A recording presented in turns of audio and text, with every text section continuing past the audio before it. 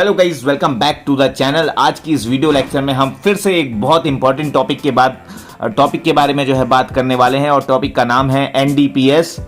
तो guys, NDPS से तो जो है सभी लोग यहाँ पे वाकिफ होंगे। 1985 का ये जो है कानून है, ठीक है। और ये जो कानून है, ये जो एक्ट है, ये जितने भी मादक पदार्थ होते हैं, जितने भी नशीले पदार्थ होते हैं, जैसे कि स्मैक, गांजा, चरस, ठीक है, नॉर्मल तो हम यही जानते हैं। और भी बहुत सारे इसमें सब्सटेंसेस आते हैं जिसको लॉ ने बिल्कुल प्रोहिबिट किया है। अब पूरी इसकी हिस्ट्री पे चलते हैं। ये जो चरस है, ये जो गांजा है, ये कहाँ से ऑब्टेन होता है। जिसको पता है उसके लिए तो बहुत अच्छी बात है, जिसको नहीं पता तो उसके लिए स्पेशल वीडियो है। देखिए, सीधा एनडीपीएस का जो है, मैं एक बार यहाँ पे आपके लिए फुल फॉर्म लिख देता हूँ। ये देख सकते हैं आप, narcotics, drugs and psychotropic substances. Hindi में इसे बोलते हैं स्वापक, औषधि और मन प्रभावी पदार्थ अधिनियम। तो जैसे कि मेरा जो वे ऑफ टीचिंग है वो हमेशा जो है किसी भी चीज़ की हिस्ट्री से स्टार्ट करना ज़्यादा बेहतर रहता है, किसी भी चीज़ को। तो ऐसा नहीं है कि एनडीपीएस एकदम 1985 में आया और एकदम से जो है कंट्री में जितने भी लोग जो है नशे के पदार्थ का सेवन कर रहे थे या उसमें विलिप्त हुआ करते थे, या फिर जो है हमारे देश भर में जितने भी जो है इलिसिट ट्रैफिक हुआ करता था, नशे का कारोबार हुआ करता था, उसके लिए स्पेशली ये कानून बनाया है, ऐसा बिल्कुल नहीं है। इसकी अगर हम बात करें तो ब्रिटिश टाइम पे इनको कंट्रोल करने के लिए ओपियम एक्ट हुआ करता था 1857 में। जब 1857 में रिवॉल्यूशन हुआ, 1857 का रिवॉल्ट जब हुआ, तो उसी के टाइम पे एक जो है एक्ट लागू किया गया था।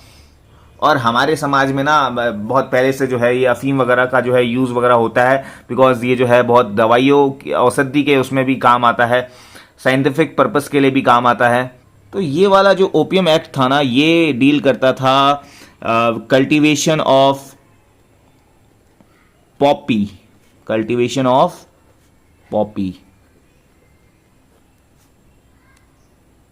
तो गाइस, जो मैंने यहाँ पे ये जो वर्ड लिखा है ना, कल्टीवेशन ऑफ पॉपी एक प्रकार का पौधा होता है। ध्यान से देख लीजिए इस पौधे को। ये जो फ्रूट उगा है, इसमें जो फल उगा है, इसी को पॉपी बोलते हैं। पॉपी का पौधा है ये, और इसी पौधे से अफीम निकलती है। तो ये जो मैंने अभी आपको पौधा दिखाया ना, ये है जो ब्रिटिश टाइम पे इसका जो है बेसिकली यूज़ होता था पेन किलर के लिए, ठीक है। तो ये जो है बहुत पावरफुल पेन रिलीवर हुआ करता था।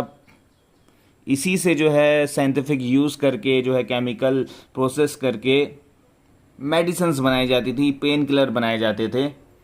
तो ये देख सकते हैं आप, इस तरीके का ये रेड कलर का फ्लावर होता है, ठीक है। और बाद में जब ये फल टाइप का बन जाता है तो इस तरीके का ये हो जाता है, ठीक है, इस तरीके का।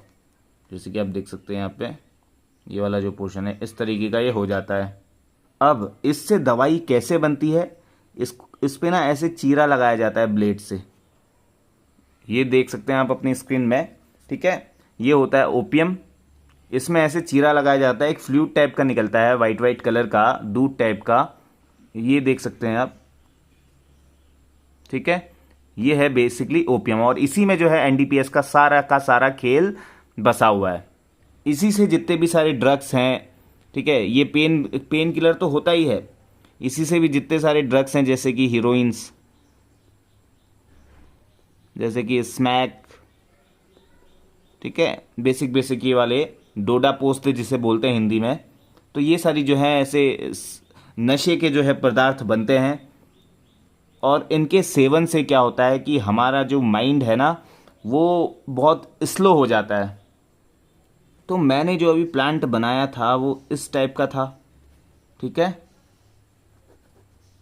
ये जो प्लांट है गाइज, ये देख लीजिए ध्यान से इस पौधे को। इसके जो फ्लावर्स हैं ना, ये रेड कलर के, इसके पेटल्स जो होते हैं, लीफ पेटल्स, ये रेड कलर के भी होते हैं, कहीं ऑरेंज कलर के भी होते हैं, कहीं वाइट कलर के भी होते हैं। डिपेंड करता है कि कौन सी ट्रॉपिग्राफी पे ये जो है उगाए गए हैं। तो ये एक प्लांट की, एक गार्डन की ये फोटो है। गार्डन में ये जो पॉपी प्लांट लगे हुए हैं, और ध्यान से देखना, ये जो फ्लावर है रेड कलर का, इसके नीचे ये जो उगा हुआ है ना, ये है पॉपी। ठीक है, अफीम जिसे हम बोलते हैं, अफीम इसी से निकलती है। ये अफीम नहीं है, ये पॉपी का प्लांट कहलाता है। यानी कि ये जो मैंने ये बताया था, ठीक है, ये जो है पॉपी प्लांट है।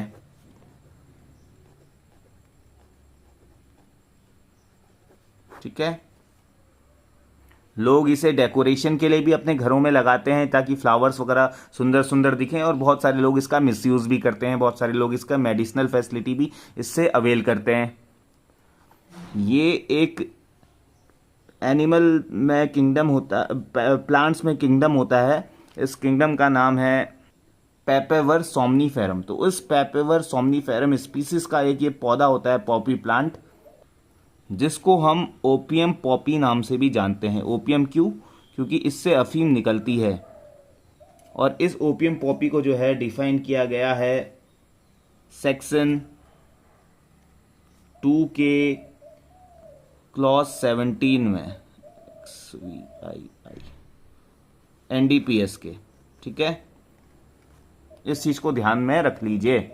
अब जैसे कि मैंने आपको बताया था कि 1857 में ओपियम एक्ट आता है, पहला एक्ट जो होता है जिसका जो मेन फोकस होता है वो कल्टीवेशन ऑफ पॉपी जो है उसको उगाने के लिए किया जाता है।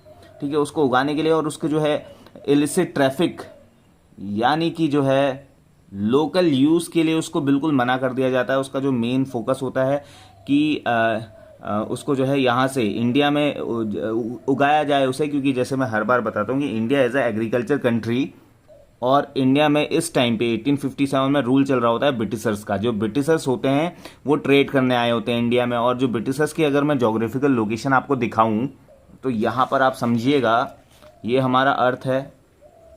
हमने एक इमेजनरी लाइन यहाँ पे ड्रॉ की है जिसे इक्वेटर बोलते हैं। एक इमेजनरी हमने यहाँ पे 22.5 डिग्री पे हमने एक लाइन और ड्रॉ की है, उसे हम ट्रॉपिक ऑफ कैंसर बोलते हैं, कर्क रेखा। और नीचे इसके साउथ में, इक्वेटर के साउथ में हमने एक लाइन और ड्रॉ की है, उसे हम ट्रॉपिक ऑफ कैप्रिकॉर्न बोलते हैं। ठीक है, 22.5 डिग्री साउथ में, ये 0 डिग्री। तो इस वाली एरिया में, ये वाली जो एरिया है ना, ट्रॉपिक ऑफ कैंसर से लेके ट्रॉपिक ऑफ कैप्रिकॉर्न के बीच में, इसको बोलते हैं टॉरिड जोन। तो इस टॉरिड जोन में जितनी भी वेजिटेशन होती है, जितनी भी जो है वनस्पति होती है, यहाँ पे फोकस कीजिएगा। तो इसमें उगाई गई जितनी भी वेजिटेशन है, उससे जो है क्या हो सकता है, आपके मूड में चेंज आ सकता है। ठीक है, आपके थॉट्स में चेंज आ सकता है, आपकी फीलिंग्स बदल सकती हैं, आपका बिहेवियर बदल सकता है। और इतनी सारी वेजिटेशन में से एक खास टाइप की वेजिटेशन होती है जिसे पेपेवर सोमनीफोरम की कैटेगरी में डाला जाता है, जिसमें से पॉपी प्लांट ऑब्टेन होता है। ठीक है, वो इस जो टॉरिड जोन है इस एरिया के अंदर होता है। और अगर मैं इंग्लैंड की बात करूं, आप सभी को पता होगा जो हमारा इंडिया है वो ट्रॉपिक ऑफ कैंसर, ये वाली जो मैंने लाइन बताई है, इसके बीचों बीच से, मध्य प्रदेश से, राजस्थान से होके, गुजरात से होके गुजरता है, यहाँ से वेस्ट बंगाल होते हुए। ठीक है, तो यहाँ पे हमारा इंडिया है, ये समझ लीजिए। इसको थोड़ा और बड़ा करते हैं, यह हमारा इंडिया है और यहाँ पर ब्रिटिशर्स हुआ करते थे। अब आप देखना कि ये जो है ना, ट्रॉपिक ऑफ कैंसर से ऊपर वाले पोर्शन पे है, यानी कि यहाँ पे जो है इसका प्रोडक्शन नहीं होगा। टॉरिड जोन के अंदर जो है ब्रिटेन नहीं आता। तो अब ब्रिटिशर्स को जो है उस टाइम पे क्या चल रहा था, वॉर्स वगैरह चल रहे थे। और मैंने इसका एक जो है फ़ायदा आपका ये भी बताया कि जब कभी भी वॉर होते थे तो सैनिक जो है इनके इंजर्ड हो जाते थे, घायल हो जाते थे, और उस स्थिति में एज अ पेन किलर अपने सैनिकों को दिया जाता था, यानी कि अपने सोल्जर्स को दिया जाता था रिलीफ के लिए, इंस्टेंट रिलीफ के लिए। तो इन्होंने क्या किया, ब्रिटिशर्स ने क्या किया, ओपियम एक्ट 1857 पास कर दिया गया। इससे जितना भी कल्टीवेशन ऑफ पॉपी हुआ करता था उस पर रोक लगा दी गई, मतलब उस पर रोक लगा दी गई कि जो बाहरी जो लोकल पर्सन है वो यूज़ नहीं करेंगे। ठीक है, और सारे की सारी जो पॉपी प्लांट्स है हमारा, ये कहाँ जाएगा, एक्सट्रैक्ट होके ये हमारे सोल्जर्स के काम आएगा। तो इसी उसमें जो है ओपियम एक्ट 1857 आता है। फिर उसके बाद जो है ओपियम एक्ट ओपियम एक्ट 1878 भी आता है। ठीक है, इस एक्ट के थ्रू क्या होता है कि पोजीशन जो है, पोजीशन इसका, ओपियम का ट्रांसपोर्ट, इसकी सेल, ट्रांसपोर्ट यानी कि इसका मूवमेंट जो है, इसको ना कन्फाइन कर दिया जाता है, रोक दिया जाता है, बाध्य कर दिया जाता है। तो जैसे कि मैंने आपको बताया, सिर्फ और सिर्फ जो है ब्रिटिश गवर्नमेंट इसको यूज़ कर सकती है for medical purposes, for pain killer. ठीक है, पावर पेन रिलीवर की तरह ये यूज़ हो सकता है। और अब ब्रिटिश गवर्नमेंट ने क्या किया, इसके पोजीशन पे, इसके ट्रांसपोर्ट पे, इसके सेल पे, इसके मूवमेंट पे रोक तो लगा दी, लेकिन साथ में जो है बढ़ावा दे दिया लोकल फार्मर्स को, लोकल जमींदार्स को, कि तुम ज़्यादा से ज़्यादा ओपियम उगाओ। ठीक है, और सारा का सारा ओपियम किसका, गवर्नमेंट का। तो इससे जो है हेरा फेरी होने लगी थी लोकल्स में जो है, और ज़्यादा जो है इसके यूज़ से जो है लोग नशे के शिकार होने लगे थे, लोकल पीपल्स। ठीक है, तो इस चीज़ को देखते हुए कि देखा कि यार स्थिति जो बहुत डेंजर हो गई है, तो डेंजरस ड्रग एक्ट पारित होता है 1930 में। ठीक है, डेंजरस ड्रग्स एक्ट। अब इसमें जो है एक टाइप का पौधा तो आपने देखा ही देखा, और इस टाइम पे जो है ना हमारी, क्योंकि वेजिटेटिव जो मैंने आपको टॉरिड जोन बताया, ये वाला जोन बताया, इसमें बहुत टाइप की ऐसी वेजिटेशन होती है। एक तो ओपियम, एक तो पॉपी प्लांट की वेजिटेशन होती है, दूसरी जो वेजिटेशन होती है वो होती थी कैनेबिस की। कैनेबिस हेम्प भी इसको बोलते हैं, लोकल लैंग्वेज में इसे वीड भी बोलते हैं। ठीक है, मैं आपको इसका प्लांट दिखाता हूं। तो मैं आपको बता दूं, कैनेबिस हेम्प को जो है डिफाइन कर रखा है 2 सेक्शन 2 के क्लॉज 3 में। अब इसमें 2 के क्लॉज 3 में 3 चीज़ें यहाँ पे बताई हैं। पहले मैं आपको जो है इसका पौधा दिखा देता हूँ, कैनेबिस हेम्प होता क्या है। तो ये देख सकते हैं आप, इसमें आपको साफ नहीं दिख रहा होगा, मैं अभी दिखाता हूँ साफ।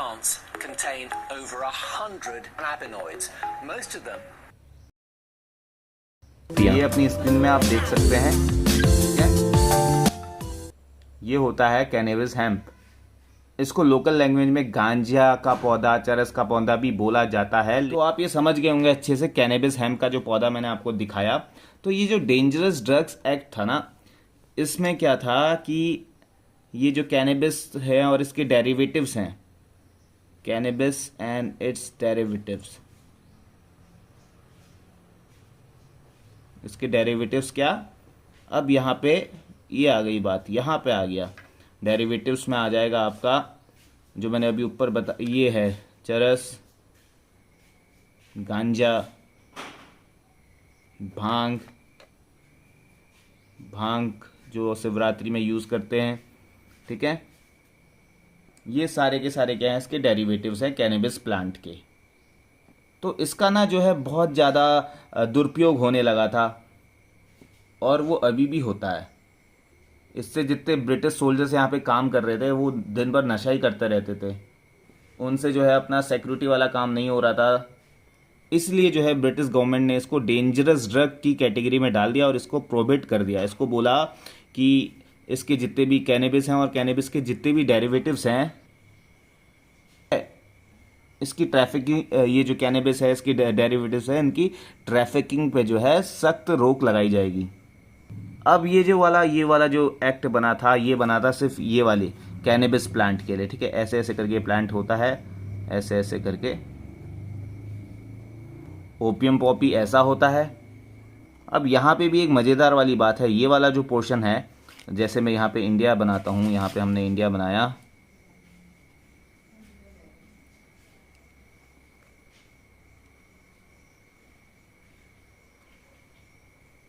ठीक है, ये मान लीजिए हमारा इंडिया। तो ये जितना जो कैनेबिस वगैरह है ना, ये हिमालयाज़ में जितने भी ऐसे स्टेट जहाँ हिमालयाज़ वाला जो पोर्शन है, नेपाल से लेके इधर वेस्ट बंगाल के दार्जिलिंग साइड पे, इन ज़्यादा जहाँ पे हिमालय से, जहाँ पे ठंडी एरियाज़ होती हैं, वहाँ पे जो है ज़्यादा ये होता है। और वहीं पे अगर पॉपी प्लांट की बात करें तो ये जो है नीचे, जैसे मध्य प्रदेश, राजस्थान, यहाँ पे जो है ज़्यादा होता है। तो ओवरऑल जो है ये सरकार के लिए बहुत मुसीबत वाली चीज़ बन रही थी। और इनके जो है इलीगल यूज़ हो रहे थे, ट्रैफिकिंग हो रहा था, इनका सेल हो रहा था, ट्रांसपोर्ट हो रहा था। तो इस सब चीज़ को एक चीज़ में कन्फाइन करने के लिए, यानी कि कहीं पे जो है सिर्फ ओपियम के लिए पनिशमेंट थे, यानी कि ओपियम एक्ट में ओपियम के लिए पनिशमेंट थे, डेंजरस ड्रग्स एक्ट में कैनिबिस वगैरह के लिए जो है प्रोविजंस थे, और भी बहुत सारे एक्ट, तमाम एक्ट थे जिसमें अलग अलग जो है प्रोविजंस वगैरह दिए थे। उसके जो है इन्फ्रिंजमेंट के लिए जो है उसमें पनिशमेंट भी दिए हुए थे।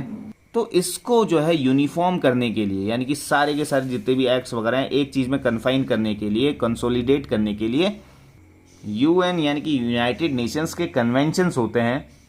और ये कन्वेंशन होते हैं, अलग अलग कन्वेंशन होते हैं यूनाइटेड नेशन।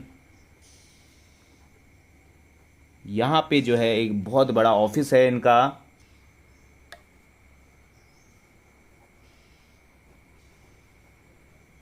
ठीक है, ये ऑफिस है इनका। ये जो है 3 कन्वेंशंस लेके आते हैं। पहला कन्वेंशन होता है कन्वेंशन ऑफ नारकोटिक ड्रग्स 1961। इसका काम ही जो है ड्रग ट्रैफिकिंग को कंट्रोल करने के लिए होता है, ठीक है, टू प्रिवेंट ड्रग ट्रैफिकिंग। तो ये जो है 3 कन्वेंशंस लेके आते हैं। कन्वेंशन ऑफ नारकोटिक ड्रग 1961, दूसरा कन्वेंशन है convention of psychotropic substances air. अगर एयर की मैं बात करूं तो ये है 1971। देखना, 2 अलग अलग कन्वेंशन अलग अलग चीज़ों पे, एक नारकोटिक ड्रग्स पे और दूसरा साइकोट्रोपिक सब्सटेंसेस पे। अभी इसमें जो है डिफरेंस समझेंगे। और ये जो लॉज बनाते हैं, ये जो कन्वेंशन बनाते हैं, ये पूरे वर्ल्ड में लागू होता है, ठीक है। यानी कि ड्रग्स की ट्रैफिकिंग जो है ऑल ओवर वर्ल्ड में चल रही होती है। यहाँ पे अगर प्रोड्यूस हो रहा है, मान लीजिए ब्राज़ील में प्रोड्यूस हो रहा है, साउथ अफ्रीका या अफ्रीका के कॉन्टिनेंट में प्रोड्यूस हो रहा है, तो उस वहाँ से प्रोड्यूस होकर वो कहीं ना कहीं एक्सपोर्ट हो रहा है और दूसरी कंट्री में जो है उसका बेहद ज़्यादा असर पड़ रहा है। उड़ता पंजाब आपने नाम सुना होगा कि बॉर्डर से जो है इलिसिट जो ट्रैफिकिंग होती है, इंडिया में बॉर्डर पार करके जो है वो ड्रग का झोला फेंक दिया जाता है, जिसमें बैग बैग फेंक दिया जाता है, और जिससे शाहिद कपूर जो उसमें होता है शायद, हाँ, तो वो जो है कंज्यूम करता है उसको, और उससे जो है बहुत सारे मेंटल हेल्थ उसको इश्यू करने पड़ जो है झेलने पड़ते हैं। तो ये जो है बहुत ही ज़्यादा खतरनाक एक हमारे सोसाइटी में इविल है, एक बहुत ज़्यादा बहुत बुरी चीज़ है हमारी सोसाइटी के लिए।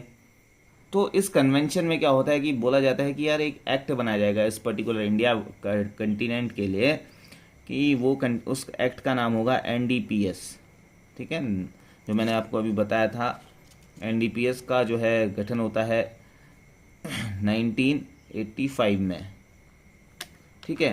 अभी ये 2 कन्वेंशन है, गठन हो जाता है, दोनों के दोनों सब्सटेंसेस को, नारकोटिक ड्रग्स को और साइकोट्रोपिक सब्सटेंसेस को इसमें डाल दिया जाता है, तभी इसको बोला जाता है NDPS, narcotic drugs and psychotropic substances. अभी थोड़ी देर में मैं आपको इसके बीच का अंतर समझाऊंगा दोनों में क्या है। फिर एक तीसरा कन्वेंशन भी आता है United nation office on drug and crime का, वो होता है United nation convention against illicit trafficking, ठीक है। ये वाला कन्वेंशन होता है 1988 में, ठीक है। तो इसमें जो है करीबन करीबन यूनाइटेड नेशन के 186 मेंबर कंट्रीज जो है शामिल होते हैं, आपस में जो मिलके एक शपथ लेते हैं कि हमें ऐसे कन्वेंशंस बनाएंगे। हमने जो कन्वेंशंस बनाया है, जो कन्वेंशन ऑफ नारकोटिक ड्रग्स 1961 है, कन्वेंशन ऑफ साइकोट्रोपिक सब्सटेंसेस है 1971 का, इसको जो है लीगली जो है हम फोर्स करवाएंगे और एक फ्रेम के अंदर लेके आएंगे, ठीक है। एनडीपीएस वो बनाते हैं। उस एनडीपीएस को बहुत ज़्यादा इन्फोर्समेंट करवाने के लिए जो है बहुत सख्ती से जो है, ताकि उसका जो है लागू हो सके, इसलिए जो है 1988 में ये वाला कन्वेंशन लेके आते हैं, ठीक है। और मेन ऑब्जेक्टिव क्या होता है? To consolidate the laws and acts related to such activities, ठीक है। तो यहाँ पे मैं लिख रहा हूँ कि objective was to consolidate act related to this narcotic drugs and psychotropic substances. इससे रिलेटेड जितने भी एक्ट्स थे, बेसिकली 2 एक्ट्स थे, narcotic drugs 1961, psychotropic psychotropic substances 1971 के, इनको आपस में जो है कंसोलिडेट करना और जो है एक एक्ट बनाना। और ये सब जो प्रोविज़न दे रखे हैं वो यहाँ पे दे रखे हैं, मैं आपको दिखा दूँ सेक्शन 82 पे, ठीक है। सेक्शन 82 पे देखिए, यहाँ पे जाइएगा कि ओपियम एक्ट 1857 जो है, ओपियम एक्ट 1878 जो है, डेंजरस ड्रग्स एक्ट 1930 जो है, आर हेयर बाय रिपील्ड, ठीक है। यानी कि 1975 में जितने भी जो एक्ट्स वगैरह थे इनको जो है एक को कंसोलिडेट कर दिया और जितने भी पुराने वाले एक्ट्स थे उनको रिपील कर दिया गया। तो अब जो है हम धीरे धीरे एक्ट की तरफ बढ़ रहे हैं। और हाँ, उससे पहले मैंने आपको बताया था कि I will tell you the difference between these two, narcotic drugs and psychotropic substances, ठीक है। Narcotic drugs and psychotropic substances दोनों एक ही एक्ट में आते हैं। अब इसके लिए जो है मैं प्रॉपर एनडीपीएस के एक्ट में आपको दिखाऊंगा कि कहाँ पे जो है ये डिफाइन कर रखे हैं और उसका मतलब क्या होता है। और फर्दर जो है हम चले हैं, हमारे इंडियन कॉन्स्टिट्यूशन में भी जो है कह रखा है कि स्टेट जो है ये वाले सब्सटेंसेस को जो है प्रोहिबिट करेगी, इसके कंजम्पशन पे प्रोहिबिट करेगी। एक बार मैं आपको दिखा देता हूँ इंडियन कॉन्स्टिट्यूशन का आर्टिकल 47 जो कि directive principle of state policy के अंदर आता है, राज्य के नीति निर्देशक तत्व, ठीक है। सेक्शन 47 पे हम चलते हैं। सेक्शन 47 ये रहा, आप देख सकते हैं अपनी चील सी निगाहों से कि लिखा हुआ है कि duty of the state to raise the level of nutrition and the standard of living and to improve public health. और वो होगी कैसे कि स्टेट जो है हर वो कोशिश करेगी to bring about prohibition of the consumption, जो कंजम्पशन जो होता है किस चीज़ का, इंटॉक्सिकेटिंग ड्रिंक्स का और ड्रग्स का, which are very injurious to health. ये चीज़ जो है स्टेट इंडेवर करेगी, कोशिश करेगी।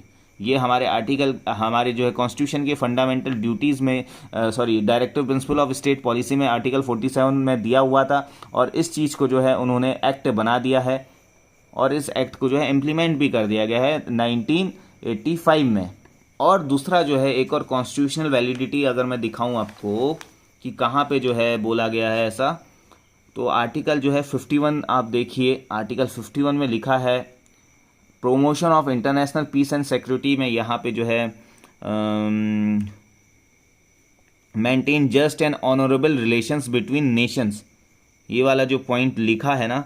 और जो दूसरा वाला लिखा है foster respect of international law and treaty obligation in the dealing of organise people with one another and encourage settlement of international disputes by arbitration.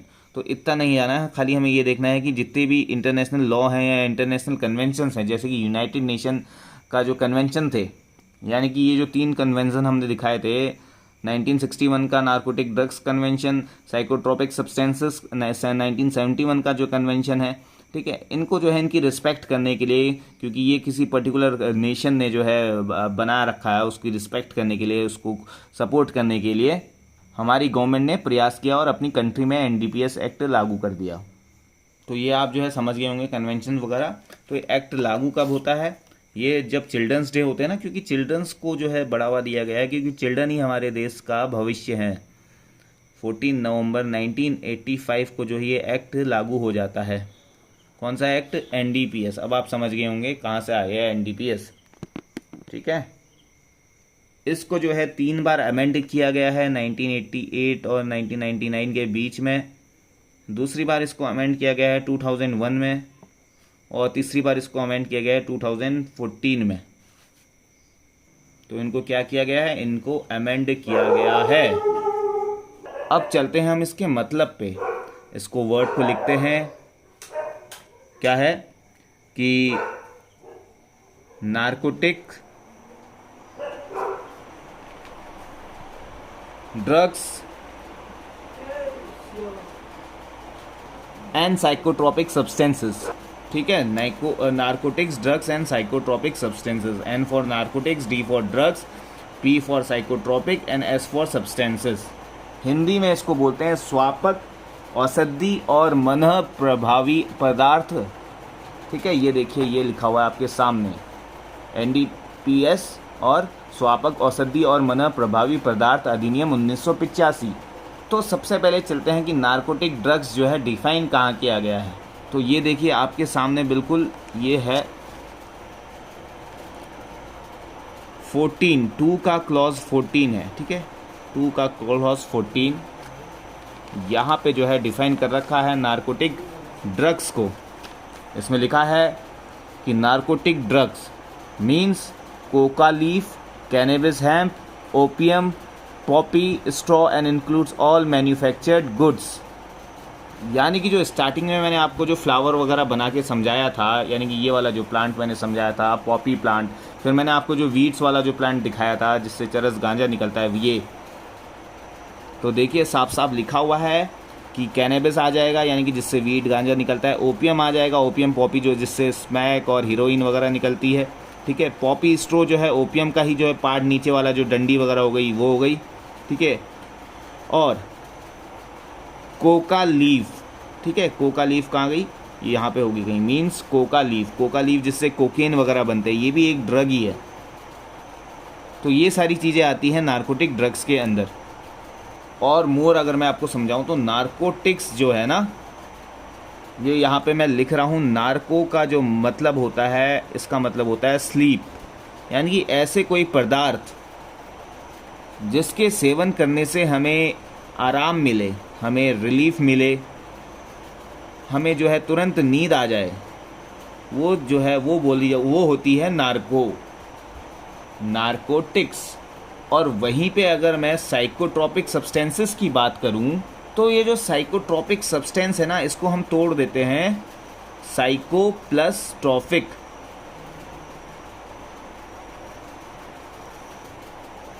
Psycho तो आप सभी समझते हैं, साइकोलॉजी किससे रिलेटेड होती है, मेंटल हेल्थ से रिलेटेड, यानी कि दिमाग से रिलेटेड।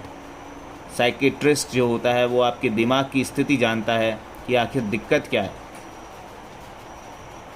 और ट्रॉफिक का मतलब होता है कि जोन, रीज़न, जो मैंने अभी आपको यहाँ पे समझाया था, ये समझाया था ना मैंने कि ये जो है ट्रॉपिक ऑफ कैंसर से लेके ट्रॉपिक ऑफ कैप्रिकॉन के बीच वाला जो जोन है, इसी को क्योंकि नाम देखिए ट्रॉपिक आ रहा है, यहाँ पे भी ट्रॉपिक आ रहा है, यहाँ पे भी ट्रॉपिक आ रहा है, tropic of Cancer, tropic of Capricorn, और यही नाम यहाँ पर भी आपको देखने के लिए मिल रहा है साइकोट्रॉफिक। इसका मतलब यही है कि ये जो रीज़न है ये बेसिकली रीज़न को शो करता है, ठीक है, यानी tropic means region between tropic of Cancer and tropic of Capricorn, यानी कि बेसिकली टॉरिट जोन की ये बात करता है। तो मैं आशा करता हूँ कि आप जो है नारकोटिक ड्रग्स का मतलब समझ गए होंगे, साइकोट्रॉपिक सब्सटेंस का मतलब समझ गए होंगे। और साइकोट्रॉपिक सब्सटेंस में क्या होता है कि ऐसे कोई भी सब्सटेंस जो हमारे मेंटल हेल्थ को ठीक करें, हमारे मूड को ठीक करें, ठीक है, जितनी भी हम दवाई खाते हैं मेंटल हेल्थ से रिलेटेड, उसमें इनका कहीं ना कहीं यूज़ होता है, उनका होता ही यूज़ है, इन्हीं चीज़ों का यूज़ होता है। डायरेक्ट कंज्यूम करने से मना है, लेकिन मेडिकल पर्पस के लिए मना नहीं है। और ये जो है इसके लिए लाइसेंस मिलता है मेडिकल कंपनीज़ को, फार्मास्यूटिकल कंपनीज़ को। तो मैं ये मान के चल रहा हूँ कि आपको अभी तक बताई गई सारी चीज़ें समझ में आ रही हैं। आपको मैंने डायग्राम के थ्रू भी दिखाया ओपियम क्या होता है, कैनबिस क्या होता है, और इस सब्जेक्ट में एनडीपीएस में हम इन्हीं चीज़ों से डील करते हैं। हम डील करते हैं ओपियम से, हम डील करते हैं कैनबिस से, हम डील करते हैं कोका प्लांट से, ठीक है, और इन्हीं को अलग अलग सेक्शन में जाके डिफ़ाइन कर दिया है। तो जैसे मैंने आपको बताया कि सबसे पहले जो मैंने साइकोट्रॉपिक सब्सटेंस की डेफिनेशन आपको दिखाई थी, सॉरी साइकोट्रॉपिक ही नहीं, मैंने आपको जो है नारकोटिक ड्रग्स की डेफिनेशन दिखाई थी 2 क्लॉज 14 में, 2 सेक्शन 2 के क्लॉज 14 में। उसमें लिखा था कि नारकोटिक ड्रग्स में जो है इतनी सारी चीज़ें आती हैं, ओपियम आता है, कैनबिस आता है, कोका प्लांट आता है, पॉपी स्ट्रॉ आता है, ठीक है। तो बेसिकली जो है ये वाला जो मैंने प्लांट बताया था आपको, एक तो इस पे फोकस किया है, और ये देख रहे हैं इसे बोलते हैं कोका प्लांट, जिससे कोकेन बनता है। तो आपने जो है एक इम्पॉर्टेंट डेफिनेशन देखी कि जो है नारकोटिक ड्रग्स में क्या क्या आता है। नारकोटिक ड्रग्स में ये सब चीज़ें आती हैं, narcotic drugs include all this substances. और ये जो है नारकोटिक ड्रग्स में आपको बार बार मैंने आपको बताया कि नारकोटिक ड्रग्स जो है कौन से सेक्शन में है, सेक्शन 2 के क्लॉज 14 में, ठीक है। यहाँ पे डिफाइंड है ये सारी चीज़ें, यहाँ पे Poppy straw and other derivatives. फिर मोर अगर हम चलते हैं तो ओपियम अफीम पोस्त, ठीक है, ये वाला जो पर्टिकुलर ये जो प्रोडक्ट है, ये वाला जो इसका डेरिवेटिव है, ये जो पौधा है ओपियम का जिससे अफीम निकलती है, जो यहाँ पर मैंने आपको समझा दिया था स्टार्टिंग में ही ओपियम पॉपी करके। तो सेक्शन 2 के क्लॉज 17 में ये डिफाइन है, एक बार इसको भी देख लीजिए। ओपियम पॉपी सेक्शन 2 का क्लॉज 17 यहाँ पे लिखा है कि ये जो है किसकी स्पीसीज़ है, पेपेवर सोमनीफेरम की स्पीसीज़ है। ये जो प्लांट है, ये जो मैंने आपको दिखाया था जिससे मिल्क एक्सट्रैक्ट हो रहा था, अब इसी ओपियम पॉपी के प्लांट में से क्या एक्सट्रैक्ट होगा, एक चीज़ एक्सट्रैक्ट होगी जिसको हम बोलेंगे ओपियम। तो आपको ये चीज़ समझ में आई। सेक्शन 2 के क्लॉज 14 में नार्कोटिक ड्रग्स डिफाइन है, सेक्शन 2 के क्लॉज 17 में, ठीक है, ओपियम पॉपी डिफाइन है। और इसी एक्ट के सेक्शन 2 के क्लॉज 18 में XV 15, 16, 17, 18, ठीक है, ये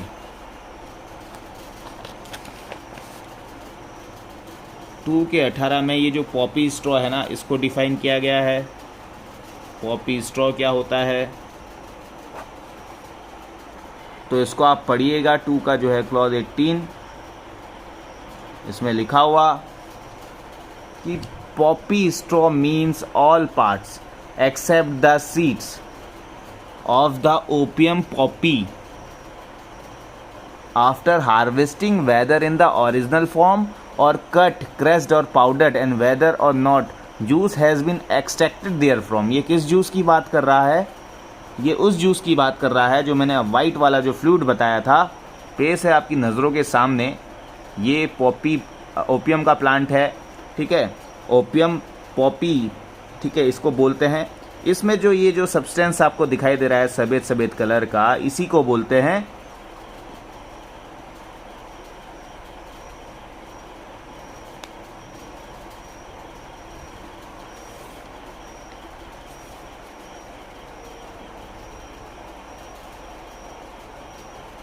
कि ओपियम पॉपी का ये जो प्लांट है, यही जो है स्ट्रॉ कब कहलाएगा, जब इसमें ये जो सीड जो हैं इसके ये एक्सक्लूड कर दिए जाएंगे। और इसी सीड को जो है भांग बोला जाता है, जिसकी चटनी बनाई जाती है, जिसका जो है भंगोटा बनाया जाता है, होली वगैरह में इसे यूज़ किया जाता है।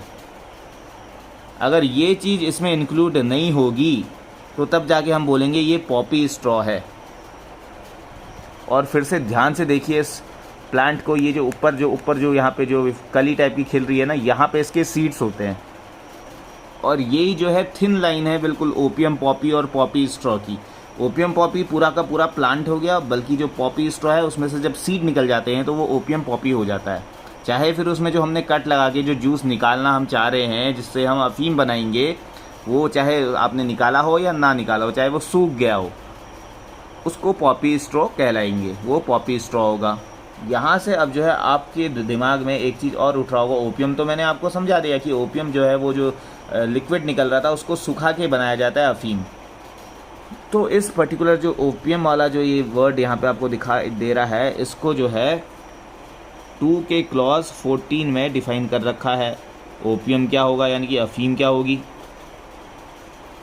14 में नहीं 15 में, ठीक है। और 15 में लिखा हुआ है, देखिए आप देख सकते हैं, आपके सामने है कि opium means the coagulated juice of the opium Poppy. जो मैंने अभी आपको दिखाया था, ये पर्टिकुलर चीज़ जो ये वाइट दिख रहा है, ये कोगुलेटेड जूस है इस पर्टिकुलर ओपियम प्लांट का, ओपियम पॉपी इसे बोलते हैं। और ये जो लिक्विड है, ये जो मिक्सचर है, अगर किसी और चीज़ के साथ जो है मटेरियल के साथ इसे मिक्स कर दिया जाएगा तब भी जो है ये ओपियम ही माना जाएगा।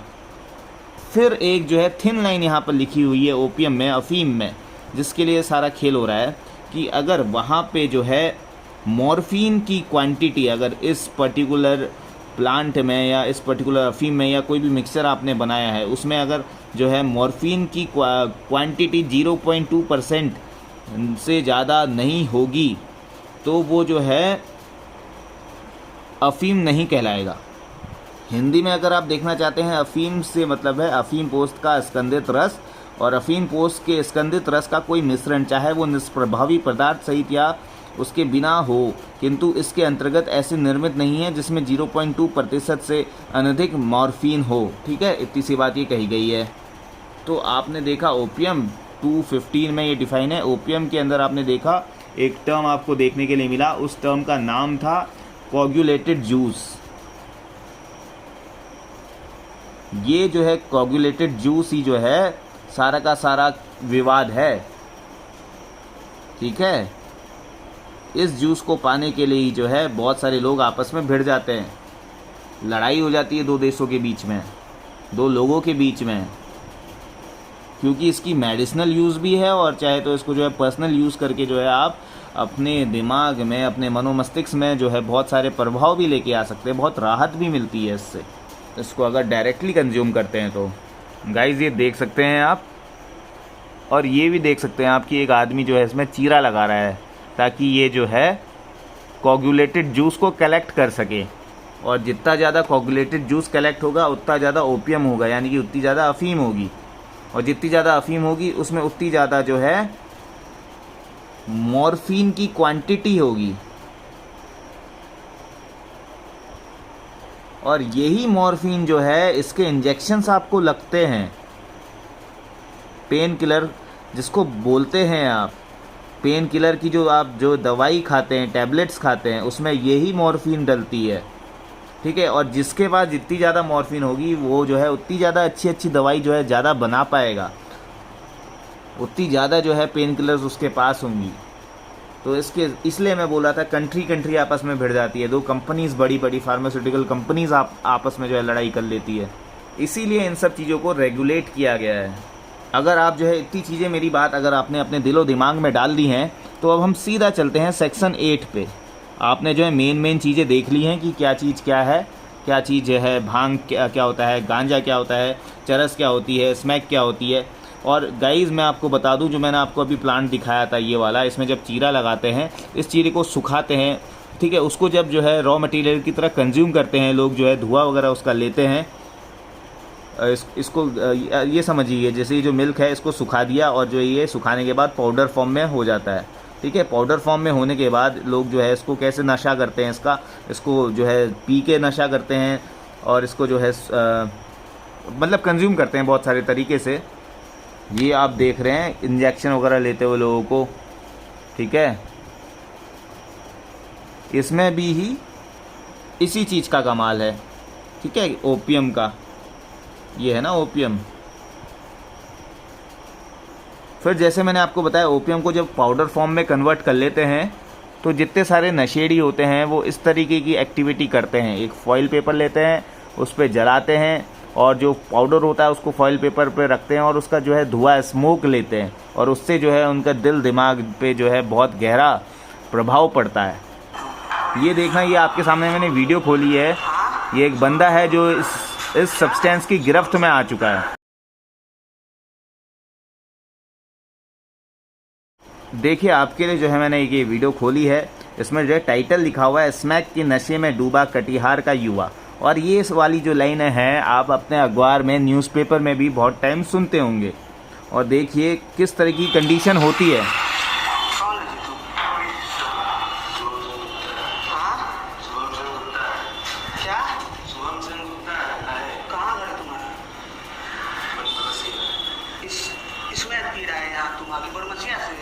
आप हालत देख सकते हैं कि क्या हालत हो रही है इसकी, और ये यूथ है, भारत का भविष्य है।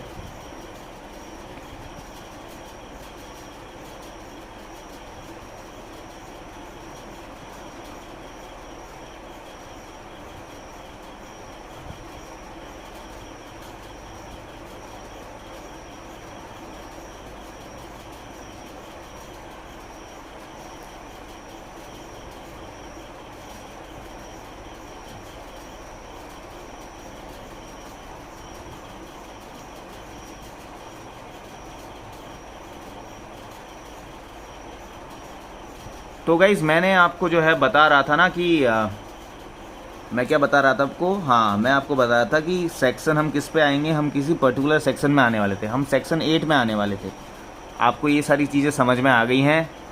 जो है बहुत सारी जो है बड़े बड़े क्रूज शिप्स में भी बहुत सारी जो है ऐसी ये जो है नशीली पदार्थों की जो है पार्टीज़ होती हैं, और जितने बड़े बड़े एक्टर्स वगैरह हैं, जितने भी बहुत पैसे वाले रईस लोग हैं, उनके बच्चे इनकी गिरफ्त में आ जाते हैं। इवन लड़के और लड़कियां दोनों इसकी गिरफ्त में आ जाते हैं। अभी हाल में ही आपने जो है केस सुना होगा, शाहरुख खान का जो बेटा था आर्यन खान, वो इसकी गिरफ्त में आ चुका था। तो अगर वो गिरफ्त में आ सकता है तो क्यों कहीं पे वो जो है किसी गरीब का बच्चा भी तो गिरफ्त में आ सकता है।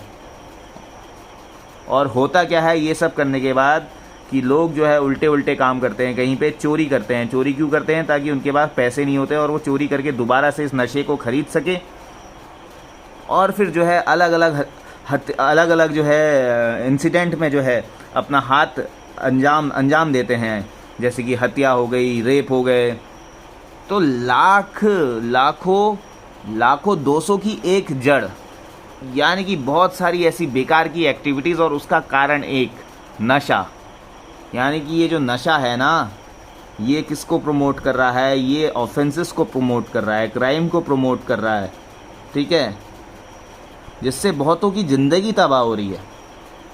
तो इन सब के लिए, इन सब को रेगुलेट करने के लिए सेक्शन 8 में पनिशमेंट दिए हुए हैं। अब ध्यान से मेरे साथ सेक्शन 8 को पढ़ना।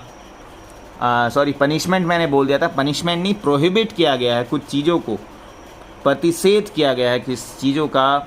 बहुत बारीकी से ये लाइन पढ़ना। लिखा हुआ है prohibition of certain operation, no person sell, कोई भी व्यक्ति क्या है कल्टीवेट नहीं करेगा। कल्टीवेट का मतलब क्या है कि खेती नहीं करेगा। कल्टीवेट एनी कोका प्लांट और gather any portion of Coca plant. इसी को आप हिंदी में देखिए, आपको ज़्यादा अच्छे से समझ में आएगा। किसी कोका के पौधे की खेती या कोका के पौधे के किसी भाग का संग्रह। अगर कोई भी जो है किसी कोके की पौधे की खेती करता है जिससे कोकेन का उत्पादन होता है, ठीक है, जिससे ये बहुत सारे बड़े बड़े क्राइम होते हैं। क्राइम तो सारे नार्कोटिक सब्सटेंसेस से होते हैं। तो इसके लिए जो है पनिशमेंट दे रखी है सेक्शन 16 में।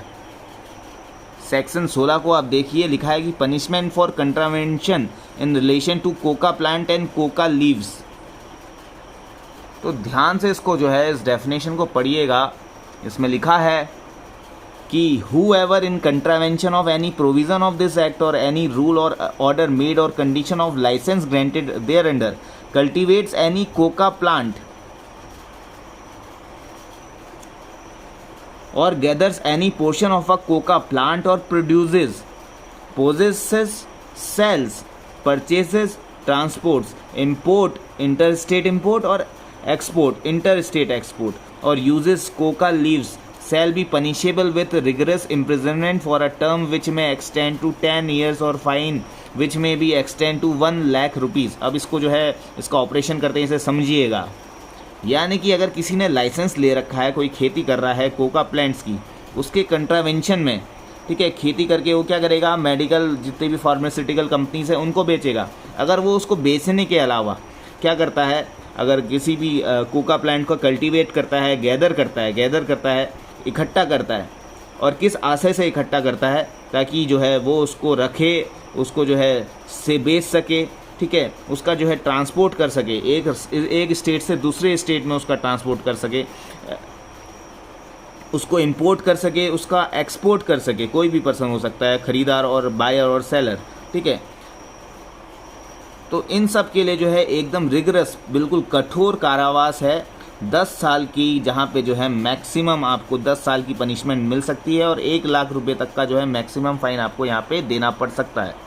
हिंदी वाले पढ़ सकते हैं। लिखा है कि कोका के पौधे और कोका की पत्तियों के संबंध में उल्लंघन के लिए दंड।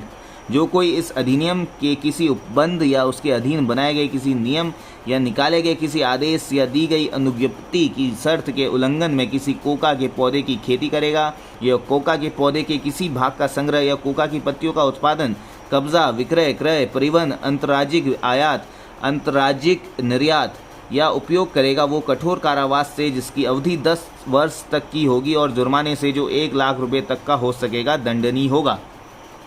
तो ध्यान से देखना, यहाँ पे सिर्फ कोका जो प्लांट है उसका प्रोडक्शन, ठीक है, उसका जो है सेल करना, उसका जो है रखना, उसको अपने पोजीशन में रखना, उसका जो है खरीदना, उसको जो है बेचना, उसका जो है ट्रांसपोर्ट करना, उसको जो है इंपोर्ट करना, उसको जो है एक्सपोर्ट करना, अगर कोई भी व्यक्ति ऐसा करता हुआ पाया जाता है तो उसको कम से कम जो है 10 वर्ष तक की सज़ा हो सकेगी। और जो कारावास जो है इम्प्रिजनमेंट होगा वो कैसा होगा, कठोर होगा। एक होता है सिंपल इम्प्रिजनमेंट, खाओ पियो मज़े करो, और एक होता है जिसमें काम करना पड़ता है, तो वो वाला जो है यहाँ पर है।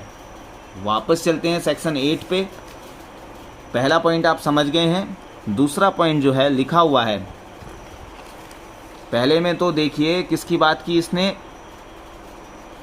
कोका प्लांट की बात की, यानी कि नारकोटिक ड्रग्स का जो एक एलिमेंट था कोका प्लांट, उसकी बात की गई है। अगर कोका प्लांट को कोई भी खरीदता है, बेचता है, इंपोर्ट करता है, एक्सपोर्ट करता है, अपने पोजीशन में रखता है तो, और वहीं पे जो है फिर अब दूसरे प्रोविज़न आप जो है सेक्शन 8 का सेकंड वाला पोर्शन देखिए, इसमें साफ साफ लिखा हुआ है कि कल्टीवेट, पहले में कोका प्लांट की कल्टीवेशन की बात की गई थी, यहाँ पे ओपियम पॉपी प्लांट की और कैनेबिस प्लांट की बात की गई है। यानी कि नारकोटिक ड्रग्स के जो ये अदर वाला जो पोर्शन है, एक तो ओपियम पॉपी और दूसरा कैनेबिस, ये 8 के 2 में अगर इसको कोई कल्टीवेट करता है, रखता है, बेचता है, और वहीं पे 8 के 1 में क्या बोल रखा है, अगर कोई कोका प्लांट को खरीदता है, बेचता है, अपने पास पोजेस करता है, रखता है, कब्जे में रखता है, ट्रांसपोर्ट करता है, एक्सपोर्ट करता है, इंपोर्ट करता है, इन सब चीज़ों का जो है इंपोर्ट, एक्सपोर्ट, खरीदना, बेचना, पोजेस करना, अपने पास रखना, ठीक है। यहाँ पे ध्यान रखना, ये नहीं लिखा है कंज्यूम वाली बात, यहाँ पे नहीं है उसको जो है ले रहा है, नशा कर रहा है, ये वाली बात नहीं है, सिर्फ इसका रखना, इसको बेचना, इसको इंपोर्ट करना, इसको एक्सपोर्ट करना।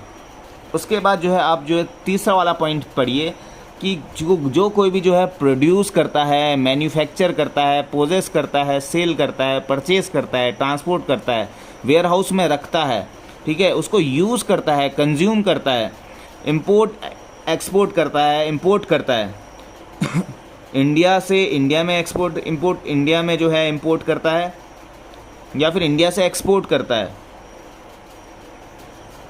और यहाँ पे पूरा नारकोटिक ड्रग भी आ गया और साइकोट्रोपिक सब्सटेंस भी आ गए।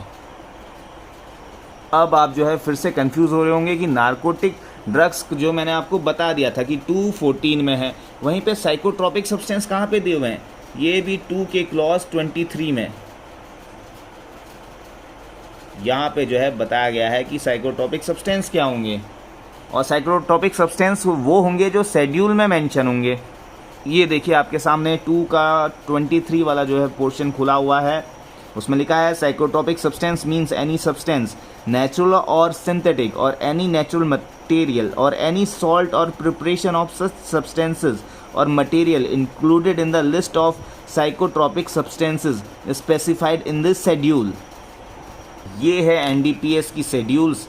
ये सारी जो हैं चीज़ें हैं, ये सारी जो केमिकल्स हैं बनाई जाती हैं इस प्रोडक्ट से, ओपियम से, अफीम से, ठीक है, और ये जो है कैनेबिस प्लांट से, कोका प्लांट से, ये सारी चीज़ें बनाई जाती हैं।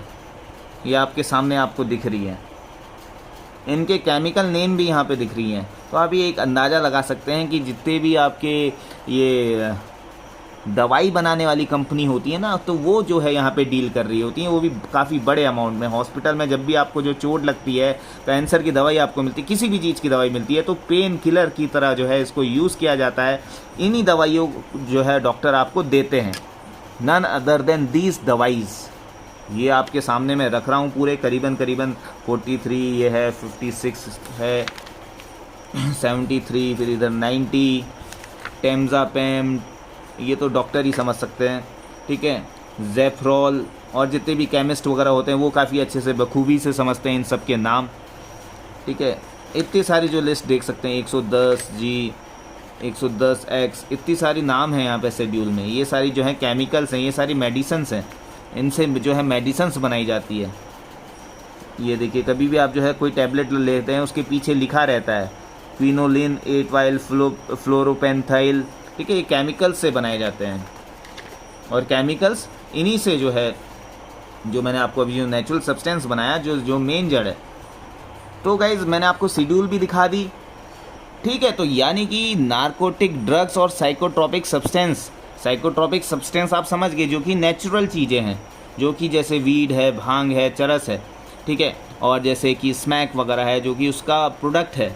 ये हो गए साइक्रोट्रॉपिक सब्सटेंसेस। और जो मैंने आपको बताए ये जो अभी मैंने आपको शेड्यूल में दिखाए वो सारे के सारे साइकोट्रॉपिक सब्सटेंसेस थे।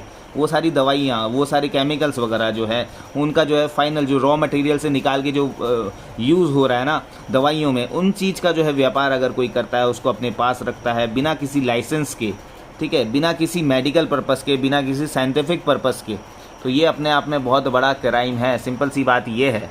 और आप जो है बिल्कुल भी कंफ्यूज ना होइएगा किस चीज़ में, साइकोट्रॉपिक सब्सटेंसेस में, नार्कोटिक सब्सटेंसेस में। नार्कोटिक ड्रग्स की कैटेगरी में आते हैं, साइकोट्रॉपिक सब्सटेंसेस होते हैं। रॉ मटेरियल में जिनका यूज़ किया जाता है उन्हें नार्कोटिक ड्रग्स बोलते हैं, और साइकोट्रॉपिक सब्सटेंस जो इससे उन रॉ मटेरियल से जो है दवाइयाँ वगैरह बनाई जाती हैं या केमिकल्स जो बनाए जाते हैं वो साइकोट्रॉपिक सब्सटेंस हो जाते हैं। तो इस तरीके से आप समझ सकते हैं। स्लीपिंग पिल्स मिलती है आपको, तो उसमें इन्हीं सब चीज़ों का यूज़ होता है, ठीक है। तो मैंने आपको सेक्शन 8 दिखाया। सेक्शन 8 में ये जो 3 मैंने आपको बेसिक क्लॉज दिखाए, A, B और C, ठीक है। कोई भी किसी कोकेन का पौधा अगर रखता है, उसके किसी भी पार्ट को उसको इकट्ठा करता है, संग्रह करता है, या अफीम, पोस्त या किसी भी कैनेबिस पौधे की खेती करता है, ठीक है। और जो है ये जो शेड्यूल में जो जितनी भी साइकोट्रॉपिक सब्सटेंसेस हैं उनको प्रोड्यूस करता है, मैन्युफैक्चर करता है, पोजेस करता है, सेल करता है, परचेस करता है, ट्रांसपोर्ट करता है, वेयर हाउस करता है, यानी कि वेयर हाउस में रखता है, कंज्यूम करता है, इंपोर्ट करता है, एक्सपोर्ट करता है, बिना किसी मेडिकल और साइंटिफिक पर्पस के लिए। और अगर वो ऐसा करता है तो ये माना जाएगा कि it is a contravention of this act. तो सेक्शन 8 में के जो प्रोविज़न आप जो है समझ गए होंगे।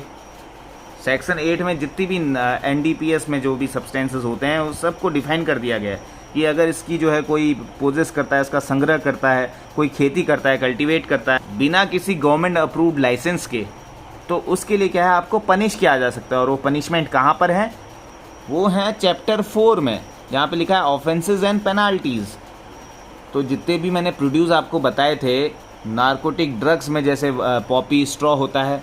पॉपी स्ट्रॉ क्या होता है, उसमें जो है जो ओपियम पॉपी जो मैंने आपको दिखाया था, वो जिसमें से निकल रहा था अफीम का जो पौधा, अफीम का जो है फल, उसमें से अगर बीज निकाल दो तो पॉपी स्ट्रॉ हो जाता है। ये मैंने आपको समझाया था। तो उससे रिलेटेड अगर पनिशमेंट जो है वो आपको सेक्शन 15 में दिए हैं। और सेक्शन 16 ऑलरेडी मैं दिखा चुका हूँ कि कोका प्लांट का कॉन्ट्रावेंशन करते हैं, से उसको बेचते हैं, ख़रीदते हैं, उसका ट्रांसपोर्ट करते हैं, एक्सपोर्ट करते हैं, इंपोर्ट करते हैं। सेक्शन 17 आप देख सकते हैं, punishment for contravention in relation to prepare opium. तो आपके जो है माइंड में अब एक मैप बन गया होगा कि ओपियम प्रिपेयर हो रहा है, उसके लिए क्या पनिशमेंट होगी अगर बिना लाइसेंस के कोई प्रिपेयर कर रहा है। अगर कोई ओपियम पॉपी, तो यहाँ पे तो सेक्शन 17 में अफीम अगर कोई बनाता है, उसको मैन्युफैक्चर करता है, ठीक है, उसका जो है अपने पास पोजेस करता है, उसको बेचता है, उसको ख़रीदता है, उसको जो है इंपोर्ट एक्सपोर्ट करता है, तो तब उसके लिए पनिशमेंट दिया हुआ है। और वो पनिशमेंट भी जो है 3 कैटेगरी में यहाँ पे बांट दिया है, स्मॉल क्वांटिटी, लार्ज क्वांटिटी और एक मीडियम क्वांटिटी। और इसी में जो है बंदे फंस जाते हैं। वैसे ही सेक्शन 18 में अगर कोई अफीम की खेती कर रहा है और उस अफीम की गई खेती को जो है उसमें जो अफीम हो रहा है उसको अफीम बना रहा है उससे, ठीक है, बिना किसी लाइसेंस के, उसको अपने पास रख रहा है, ख़रीद रहा है, बेच रहा है, ट्रांसपोर्ट कर रहा है, इंपोर्ट एक्सपोर्ट कर रहा है, ठीक है।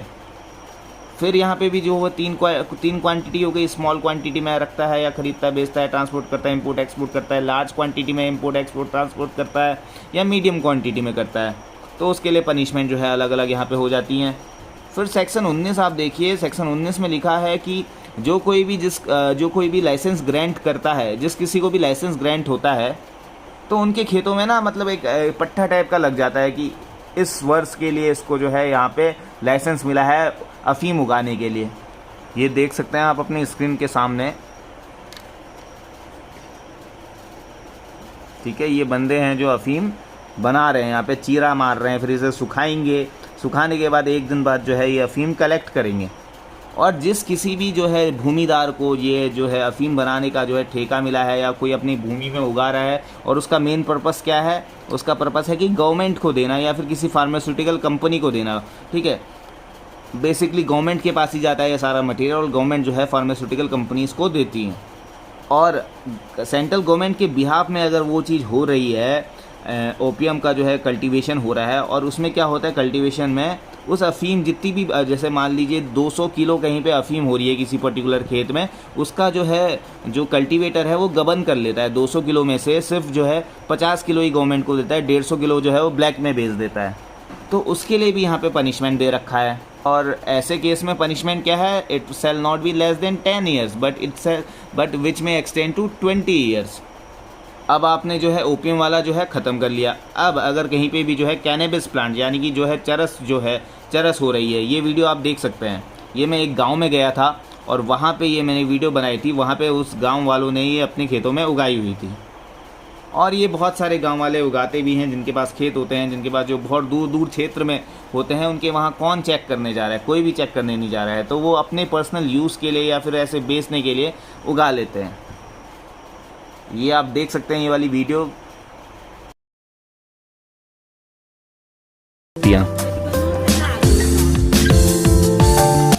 तो एक बार फिर से स्वागत है आपका हमारे इस चैनल में। और आज मैं आपको ये लेके आऊँ, पीछे वेजिटेशन हो रही है, ये जो हरी पत्तियाँ हो रही हैं, इसे बोलते हैं हर्ब, इसे बोलते हैं वीड्स, इसे बोलते हैं हिंदी में चरस, कैनेबिस नाम से इसको बोलते हैं। इसका साइंटिफिक नेम है हेम्प। और NDPS यानी कि नारकोटिक ड्रग फिजियोटेरिक सब्सटेंसेस के सेक्शन 2 के क्लॉज 3 में इसकी डेफिनेशन दी हुई है कि क्या ये हेम्प होता है।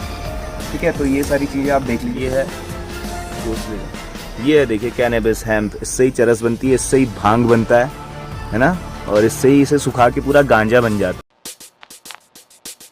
तो गाइज इतना डिटेल में आपको दिखाने के बाद अब तो आप समझ गए होंगे कि चरस, गांजा, ये जितनी भी नशीली पदार्थ हैं, ठीक है, कहाँ से उत्पन्न होती है, कहाँ से प्रोड्यूस होती है। और अब देखिए यहाँ पे इसी जो है मैंने अभी आपको बताया था, इसी से रिलेटेड अगर कोई कैनेबिस प्लांट को कल्टीवेट करता है, उगाता है, उसी को जो है प्रोड्यूस करता है, ठीक है, यानी कि हिंदी में आप देख लीजिए कि किसी कैनेबिस के पौधे की खेती करना, कैनेबिस का उत्पादन, विनिर्माण, कब्जा, विक्रय, क्रय, परिवहन, अंतर्राज्यीय आयात, अंतर्राज्यीय निर्यात या उपयोग करेगा, तो वहाँ पे जो है 10 साल के लिए पनिशमेंट होनी चाहिए या है, विच में extend to 10 years and shall also be liable to fine which में एक्सटेंड टू 1 लाख रुपए। और जहाँ पे वो जो है स्मॉल क्वांटिटी में है, तो यहाँ पे तो जो है उन्हीं को जिनने कल्टीवेट किया है, जिनने प्रोड्यूस किया है, जिनने भांग की ये जो है कैनेबिस की खेती की है या कैनेबिस को अपने वहाँ प्रोड्यूस किया है, और वो अगर स्मॉल क्वांटिटी में किया है, तो उनको जो है 1 साल की पनिशमेंट मिलेगी और 10,000 रुपये तक का फ़ाइन। वहीं पे अगर वहीं पे जो है कॉमर्शियल क्वांटिटी से कम है लेकिन स्मॉल क्वांटिटी से ज़्यादा है, तो वहाँ पर जो है पनिशमेंट होगी 10 ईयर्स तक और फ़ाइन जो होगा 1 लाख रुपए तक। वहीं पे अगर जो है अगर कॉमर्शियल क्वांटिटी अगर बहुत ज़्यादा उत्पाद में क्वांटिटी में उगा रखा है, कहीं पे खेती कर रखी है, जैसे कि आपने वीडियो में देखा, तो यहाँ पर कम से कम जो है 10 साल से कम की पनिशमेंट तो नहीं मिलेगी, और जो कि 20 साल तक 20 साल तक भी हो सकती है। और फ़ाइन तो यहाँ पे जो है 1 लाख रुपए से नीचे का बिल्कुल भी नहीं होगा। तो गाइज़ अगर आपने जो है ये सेक्शन 8 अच्छे से समझ लिया है, ठीक है, ये वाला जो है प्रोहिबिशन लगाया गया है, जहाँ प्रतिबंध लगाया गया है, जहाँ पे रेगुलेट किया गया है कल्टीवेटिंग को लेके, चाहे फिर वो कोका प्लांट हो, फिर चाहे वो ओपियम पॉपी हो, या फिर कोई कैनेबिस प्लांट हो, या फिर साइकोट्रोपिक सब्सटेंस समझ रहे हैं, इन प्लांट से निकले हुए प्रोडक्ट्स को अगर वो मैन्युफैक्चर करते हैं, पोजेस करते हैं, सेल करते हैं, परचेस करते हैं, ट्रांसपोर्ट करते हैं, वेयर हाउस में रखते हैं, कंज्यूम करते हैं, इंपोर्ट करते हैं, एक्सपोर्ट करते हैं, इंपोर्ट करते हैं, ठीक है, एक राज्य से दूसरे राज्य में, या फिर इंडिया से जो है इंपोर्ट करते हैं, इंडिया से एक्सपोर्ट करते हैं और इंडिया में इंपोर्ट करते हैं, इन सब चीज़ों का अगर कोई भी ऐसा पकड़ा जाता है, तो अगर कोई भी ऐसा पकड़ा जाता है और अगर पकड़ जाने में पाया जाता है कि उसके बाद लाइसेंस भी नहीं था ऐसी एक्टिविटीज़ करने के लिए, और क्या कहते हैं कि अगर आपने जो है बिना लाइसेंस के, बिना सेंट्रल गवर्नमेंट की अथॉरिटी के ऐसे कार्य करे हैं, तो ये स्ट्रिक्टली प्रोहिबिटेड है। और साथ में जो लास्ट वाला प्रोविज़न यहाँ पे दिया है 8 में इसमें लिखा है कि nothing in this section shall apply to the export of poppy straw for decorative purposes, यानी कि सजावट के लिए अगर आप कहीं फ्लावर ये पॉपी स्ट्रो को लगा रहे हैं, साज सज्जा के लिए, घर की जो शोभा बढ़ाता है उस चीज़ के लिए, घर के आंगन में सजाते हैं, तो यहाँ पे जो है आप कोई ऑफेंस नहीं कर रहे हैं, बस यहाँ पे भी आपका इंटेंशन देखा जाएगा। तो गाइस मैंने अभी तक आपको जो है सिर्फ एक्सप्लेन करने के लिए जो है पूरा ये समझाया था कि आपको जो है अच्छे से समझ में आ जाए।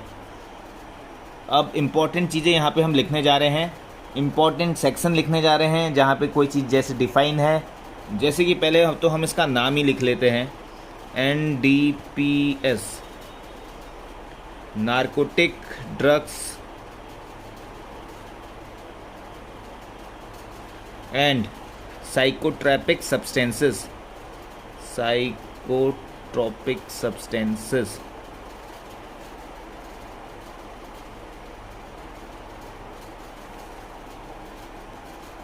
फिर से जो है आपका रिवीजन हो जाएगा, 1985 में बना हुआ है ये। नारकोटिक ड्रग्स जो है 2 के क्लॉज 14 में डिफाइन किया गया है, और वहीं पे साइकोट्रॉपिक सब्सटेंस को 2 क्लॉज 23 में डिफाइन किया है। अगर आपको ध्यान हो तो मैंने बताया था कि नारकोटिक ड्रग्स में क्या क्या आता है। नारकोटिक ड्रग्स में आपका कोका लीफ आ जाता है, ठीक है, आपका कैनेबिस हेम्प आ जाता है, कैनेबिस CANNABIS, ठीक है। इसी में जो है आपका ओपियम आ जाता है, ये अलग अलग करके मैंने आपको समझा दिया था। इसी में जो है आपका पॉपी स्ट्रॉ आ जाता है,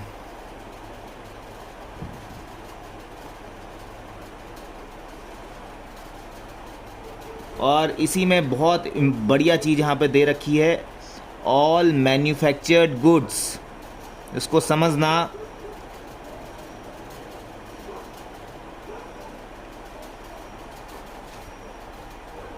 यानी कोका लीफ से कोई भी पाउडर आपने कोकेन तैयार कर लिया, वो हो गई मैन्युफैक्चर गुड्स। कैनेबिस हेम्प से आपने चरस गांजा तैयार कर लिया, वो हो गए आपकी मैन्युफैक्चर्ड गुड्स।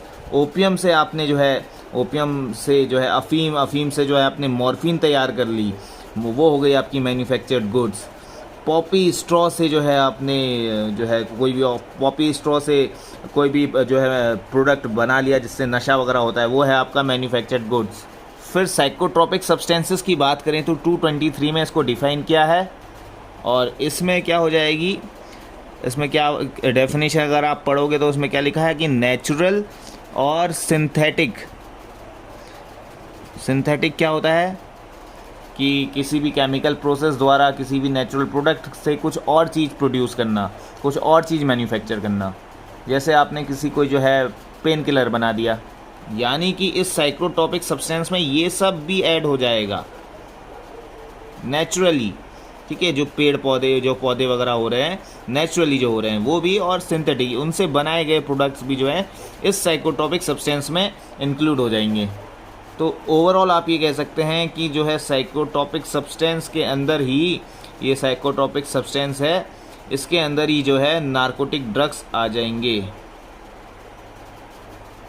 और आप देखोगे एनी सॉल्ट लिखा हुआ है। सॉल्ट क्या होता है, वही पाउडर होता है जो लोग यूज़ करते हैं, और वो सारे जो है सब्सटेंस, वो सारे मटेरियल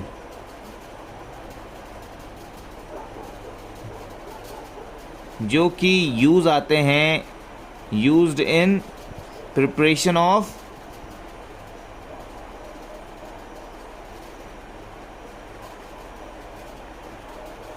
साइकोट्रॉपिक सब्सटेंसेस, जो कि ऊपर लिखा हुआ है साइकोट्रॉपिक सब्सटेंसेस,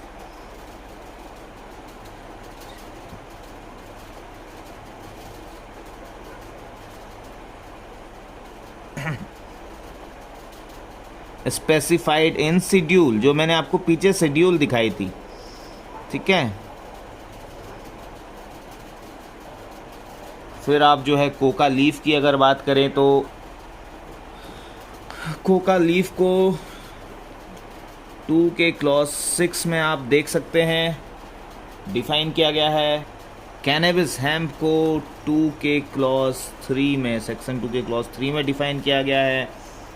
ओपियम को 2 के क्लॉज 15 में डिफाइन किया गया है। यहाँ पे बताया गया है कि कोगुलेटेड जो वाइट वाला सिरम आपने देखा था ना, वही होता है ओपियम, उसको सुखा के ही ओपियम बनता है। अब तो मैं आप लोगों से उम्मीद कर रहा हूँ कि इतनी लंबी वीडियो देखने के बाद आपको जो है पूरे अच्छे से समझ में आ ही गया होगा। पॉपी स्ट्रो की बात करें तो 2 के सेक्शन 2 के क्लॉज 18 में पॉपी स्ट्रो की बात कही गई है। उसमें लिखा है कि पॉपी वाला सारा प्लांट जो मैंने आपको दिखाया था, सारा का सारा इंक्लूड होगा, सिर्फ उससे जो है बीज निकाल दिए जाएंगे और इस चीज़ का भी जो है बिल्कुल अंतर नहीं किया जाएगा क्या उसमें से ओपियम निकाला है या नहीं निकाला है। और मैन्युफैक्चर्ड गुड्स या मैन्युफैक्चर्ड ड्रग्स की अगर आप बात करोगे तो इसको जो है 2 के क्लॉज 11 में यहाँ पर डिफाइन किया गया है कि यानी कि इन सब के डेरिवेटिव्स आ जाएंगे मैन्युफैक्चर्ड गुड्स में। इन सब चीज़ों से जो भी चीज़ मैन्युफैक्चर की जाती है वो आ जाएंगे मैन्युफैक्चर्ड गुड्स में, मैन्युफैक्चर्ड ड्रग्स में। फिर गाइज आपको देखना है सेक्शन 8 में बता रखा है कि प्रोहिबिशन बता रखा है। यहाँ पे प्रोहिबिशन का मतलब क्या होता है, प्रतिनिषेध। प्रोहिबिशन किस चीज़ के लिए, फॉर कल्टीवेशन, ठीक है, किस चीज़ के लिए, कोका प्लांट के लिए, यानी कि इस जो कोका लीफ से जितने डेरिवेटिव निकल रहे हैं इस कोका प्लांट को कल्टीवेट करने के लिए, उस चीज़ के लिए जो है प्रोहिबिट किया गया है। और अगर कोई करता है, कल्टीवेट करता है, प्लांट उगाता है वगैरह है कोका प्लांट, तो उसके लिए पनिशमेंट सेक्शन 16 में दी हुई है।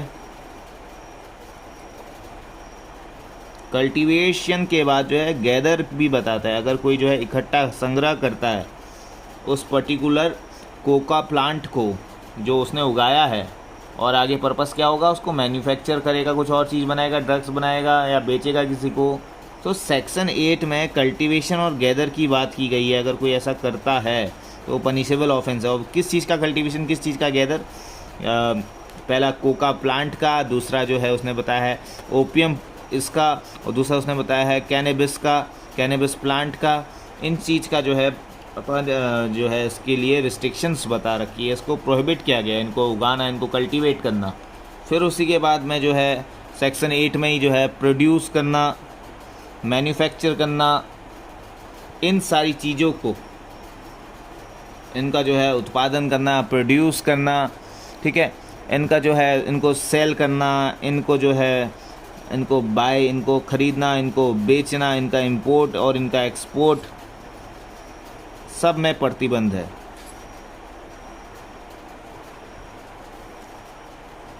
अब ये इंपोर्ट जो है इंटर स्टेट भी हो सकता है और एक कंट्री से दूसरी कंट्री में भी इंपोर्ट किया जा सकता है। वैसे एक्सपोर्ट 2 स्टेट के बीच में भी, यानी कि विद इन कंट्री हो सकता है और बियॉन्ड द कंट्री भी हो सकता है, ठीक है। अगर कोई भी इनको जो है कल्टीवेट करता है, गैदर करता है और इनसे जो है चीज़ें जो है उसको प्रोड्यूस करता है, उसको सेल करता है, बाय करता है, इंपोर्ट करता है, एक्सपोर्ट करता है, तो वो जो है अपने आप में पनिशेबल ऑफेंस है, जिसके लिए जो है अलग अलग सेक्शंस में पनिशमेंट दे रखी है। सेक्शन 16 में कोका लीफ के कल्टीवेशन के लिए पनिशमेंट दे रखी है, ठीक है। तो सेक्शन 16 में किसके लिए दे रखी है, कोका प्लांट के लिए पनिशमेंट दे रखी है। सेक्शन 15 में किसके लिए पनिशमेंट दे रखी है, सेक्शन 15 में जो है पॉपी स्ट्रॉ के लिए पनिशमेंट दे रखी है। अब तो जो है आपको समझ में आ गया होगा पॉपी स्ट्रॉ क्या है। जब पॉपी का जो प्लांट होता है उसमें से बीज निकाल लो तो वो पॉपी स्ट्रॉ कहलाता है। और आपको साथ साथ में ये भी ध्यान देना है कि सेक्शन 16 में जो कोका प्लांट के प्रोडक्शन के लिए, कल्टीवेशन के लिए जो है प्रोहिबिशन पनिशमेंट दे रखी है, उसमें कोई भी क्वांटिटी की बात नहीं कही गई, यानी उनका उगा देना मात्र ही अपने आप में एक पनिशेबल ऑफेंस है। और अगर कोई भी कोका प्लांट या जिससे कोकेन वगैरह बनते हैं, अगर वो उत्पादन करता है, उसको अपने खेत में उगाता है, उसको बेचता है, कहीं जो है इंपोर्ट एक्सपोर्ट करता है, तो उसके लिए पनिशमेंट भी मैं आपको बता रहा हूँ यहाँ पे। तो इसके लिए जो पनिशमेंट क्या है, अप टू 10 ईयर्स और फाइन, दोनों में से कुछ भी, as per the description of the special जज, क्योंकि NDPS के जो है स्पेशल कोर्ट्स होते हैं और उसमें बैठे हुए जज स्पेशल जज कहलाते हैं। और इसी में आपको ध्यान भी देना है, सेक्शन 16 में अगर कोई कोकेन का यूज़ भी करता है ना, तो उसके लिए भी जो है क्या है, पनिशेबल ऑफेंस है, उसको भी जो है 10 साल तक की सज़ा और फाइन हो सकता है। फ़ाइन कितने का होगा? फ़ाइन जो है एज सच यहाँ पे जो है 1 लाख रुपये, up to 1 lakh rupees, fine up to 1 lakh. ठीक है, अब चीज़ जो है आपको समझ में आ गई होगी कि यूज़ अगर कर रहा है, उसको जो है कल्टीवेट कर रहा है, गैदर कर रहा है, प्रोड्यूस कर रहा है, सेल कर रहा है, बाई कर रहा है, इंपोर्ट कर रहा है, एक्सपोर्ट कर रहा है, फिर चाहे वो स्टेट के अंदर कर रहा हो या फिर कंट्री के अंदर या बाहर कर रहा हो, उस कोई फ़र्क नहीं पड़ता है। अगर उसने कोका प्लांट की जो है कोकेन, ये कोकेन की जो कोकेन जिससे उगता है, यानी कि कोकेन का जो प्लांट है, अगर उसकी खेती वेती करता है या फिर उससे जो है उत्पन्न प्रोडक्ट्स यानी कि कोकेन का जो है ट्रांसपोर्ट करता है, तो उसमें जो है आपको 10 साल तक की पनिशमेंट और 1 लाख रुपए तक का फ़ाइन, और साथ में कोकेन में यूज़ करने को भी जो है 10 साल तक का जो है पनिशमेंट और 1 लाख रुपए तक का फ़ाइन हो सकता है अगर आप कोकेन यूज़ करते हुए पाए गए तो। ये एक चीज़ आपको बिल्कुल ध्यान में रखनी है, यहाँ पे कोई कैटेगरी नहीं बांटी है सेक्शन 16 में। बाकी आप और सेक्शन में देखोगे तो वहाँ कैटेगरी बांट रखी है, वहाँ जो है 3 कैटेगरी बांट रखी है। जैसे हम एग्जांपल लेते हैं सेक्शन 15 का, पॉपी स्ट्रॉ की बात कर रखी है, स्मॉल क्वांटिटी,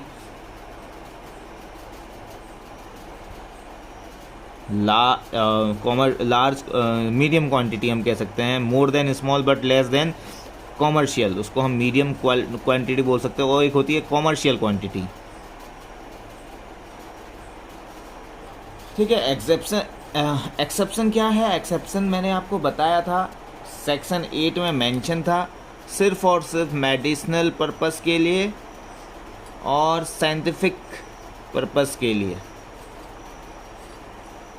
इसका कल्टीवेशन हो सकता है, इसका इंपोर्ट भी हो सकता है, इसका एक्सपोर्ट भी हो सकता है, इसको ख़रीदा बेचा भी जा सकता है, इसको प्रोड्यूस भी किया जा सकता है, इसको गैदर भी किया जा सकता है।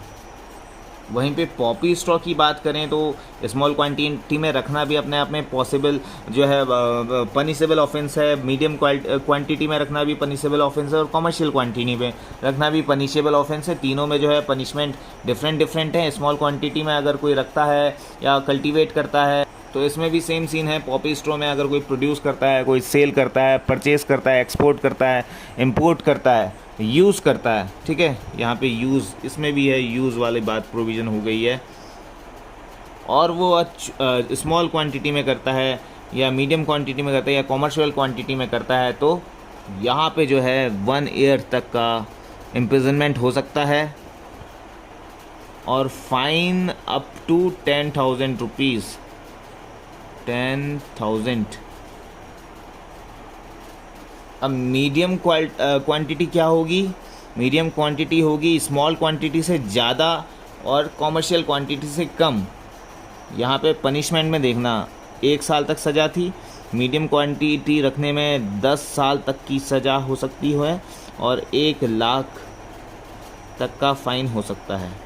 वहीं पे अगर कॉमर्शियल क्वांटिटी में रख रहे हैं, यानी कि अगर आपके पास कॉमर्शियल क्वांटिटी में कोई भी चीज़ ऐसी पाई जाती है, कॉन्ट्रावेंशन अगर आप करते हो और कॉमर्शियल क्वांटिटी में आप जो है उसको प्रोड्यूस कर रहे हो, उसको सेल कर रहे हो, बाई कर रहे हो, इंपोर्ट कर रहे हो, एक्सपोर्ट कर रहे हो, तो पनिशमेंट की ग्रेविटी बढ़ जाएगी।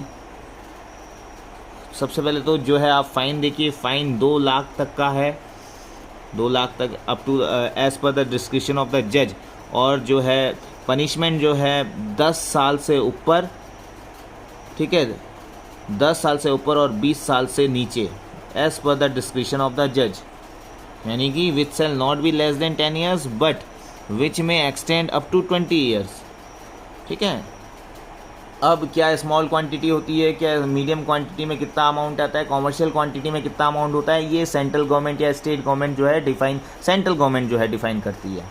और साथ में ही सेक्शन 15 में जो है बता रखा है कि अगर कोर्ट चाहे तो 2 लाख रुपए से ज़्यादा का पनिशमेंट भी इम्पोज कर सकती है अगर कॉमर्शियल क्वांटिटी में पाया गया है, 2 लाख प्लस। फिर ध्यान से देखिएगा, सेक्शन 17 पे हम चलते हैं। यहाँ पर बात की गई है प्रिपरेशन की, काहे की प्रिपरेशन की, ओपियम प्रिपरेशन की।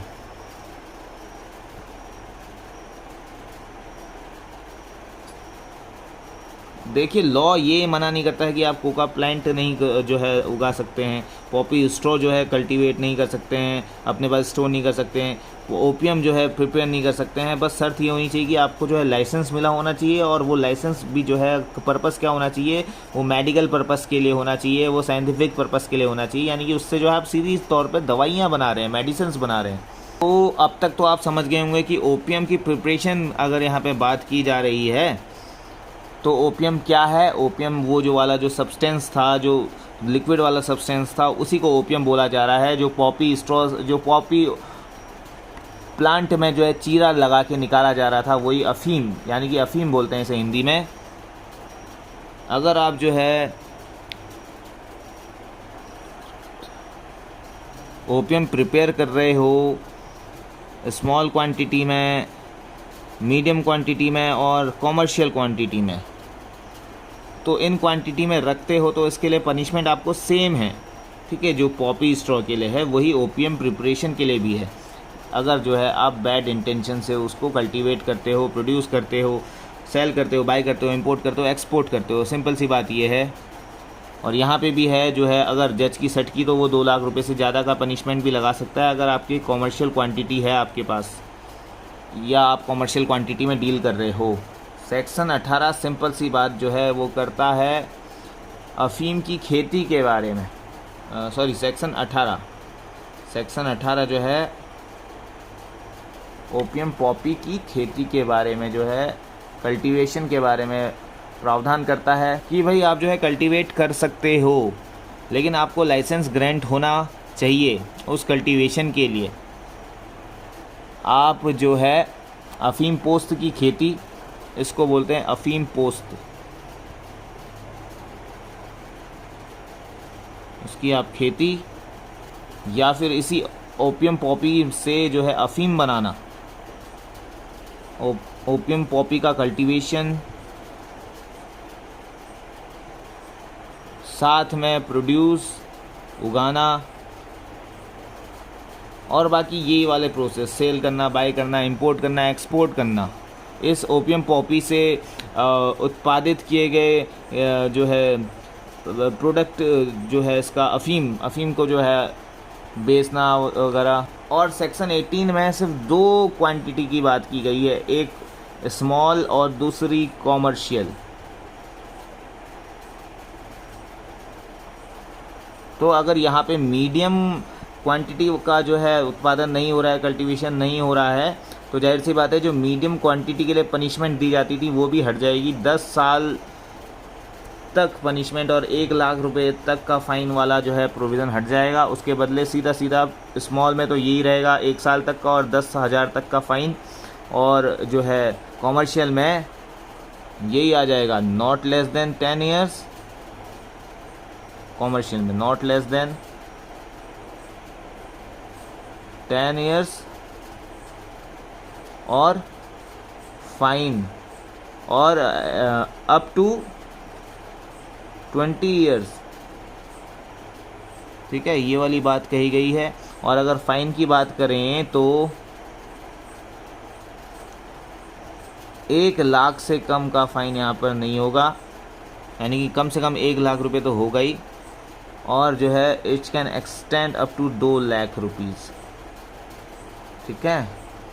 और साथ में अगर कोर्ट को लगता है कि आपने अफ़ीम पोस्त की खेती जो है कॉमर्शियल क्वांटिटी में की है, तो आपको 2 लाख रुपए से ज़्यादा का फ़ाइन भी देना पड़ सकता है, which can exceed 2 lakh rupees also.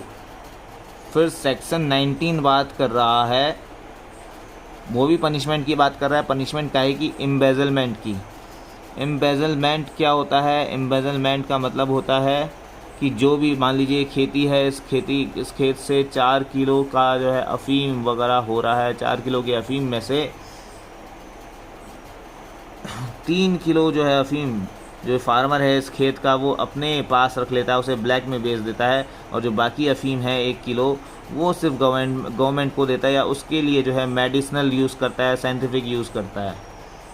तो इसको बोलेंगे हम कि ही एम्बेजल्ड। और यहाँ पे कम से कम पनिशमेंट 10 साल की और अप टू 20 ईयर्स, ठीक है।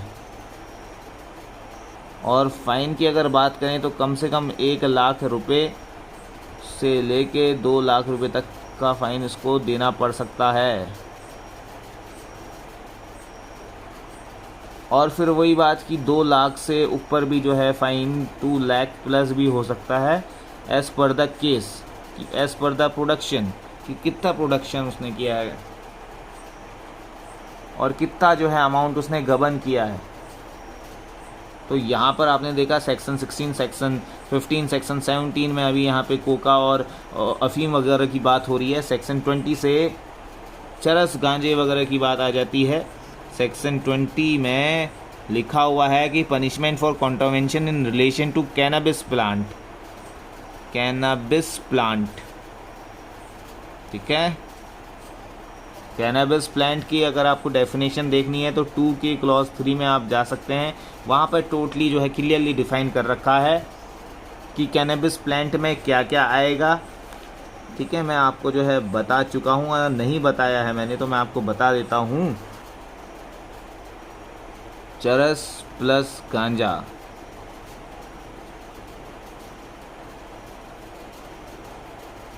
ठीक है। और बाकी डिफरेंट टाइप की मनाली क्रीम वगैरह आपने सुना होगा, तो इस पे जो है आप वो वीडियो देख सकते हैं जो मैंने अभी थोड़ी देर पहले दिखाई थी। पनिशमेंट जो है इसमें भी वो 3 कैटेगरी में डिवाइड कर रखा है, स्मॉल, मीडियम और कॉमर्शियल।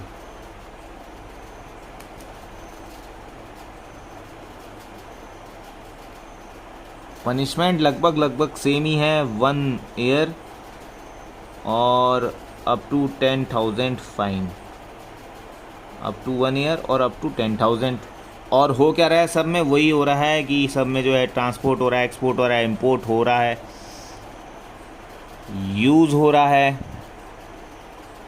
और मीडियम अगर क्वांटिटी है तो 10 साल तक का सज़ा, और जो है पनिशमेंट जो है जो फ़ाइन जो है वो 1,00,000 तक का। अगर वो कॉमर्शियल क्वांटिटी है तो उसमें 10 साल से कम सज़ा 10 साल की तो होगी, 10 से 20 साल के बीच में सज़ा हो सकती है। साथ में जो है यहाँ पे जो फ़ाइन मैंने बताया 1,00,000, 1,00,000, हाँ, यहाँ पे जो लाख हो जाएगा 1,00,000 कम से कम फ़ाइन, 1,00,000 से लेके 2,00,000 तक फ़ाइन। और अगर कोर्ट चाहे तो वही वाली बात है कि 2,00,000 प्लस भी जो है पनिशमेंट जो है फ़ाइन जो है यहाँ पे इम्पोज कर सकती है।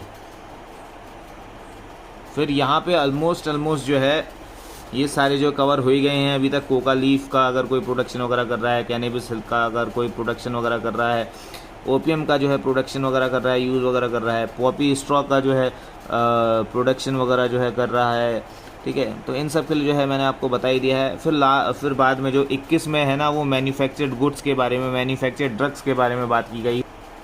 तो section 21 manufactured drugs. Manufactured drugs क्या हो जाएंगे, ये जितनी भी एनडीपीएस में जो सब्सटेंसेस हैं जो मैंने अभी आपको यहाँ पे बताए हैं, इनके द्वारा मैन्युफैक्चर की गई चीज़ें, जैसे यहाँ पे सब आ जाएगा, स्मैक, हीरोइन, एवरीथिंग, जो भी रॉ मटेरियल को यूज़ करके इसका पाउडर फॉर्म वगैरह बनाया जाता है, मैन्युफैक्चर की जाती है ड्रग्स वगैरह, इंजेक्शंस वगैरह। यहीं पे कोकेन भी आ जाएगी, यहीं पे एलएसडी भी आ जाएगी।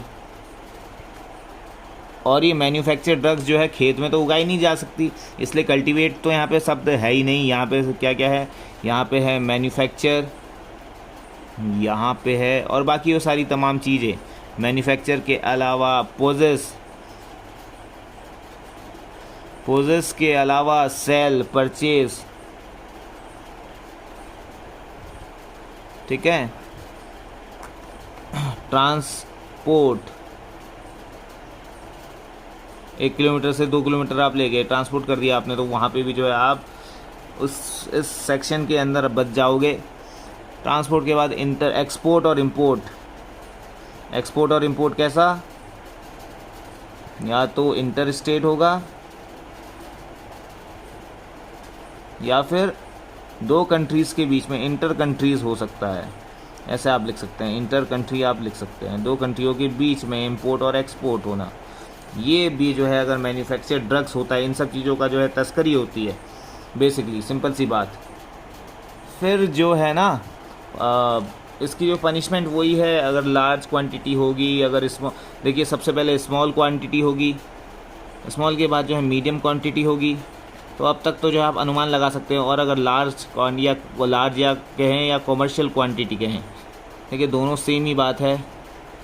स्मॉल में क्या होगा, स्मॉल में सिंपल जो है 1,000 तक का फ़ाइन और 1 ईयर्स तक की जो है इम्प्रिजनमेंट हो सकती है। मीडियम में जो है, सॉरी यहाँ पे 1,000 नहीं 10,000 मुझे बोलना चाहिए था।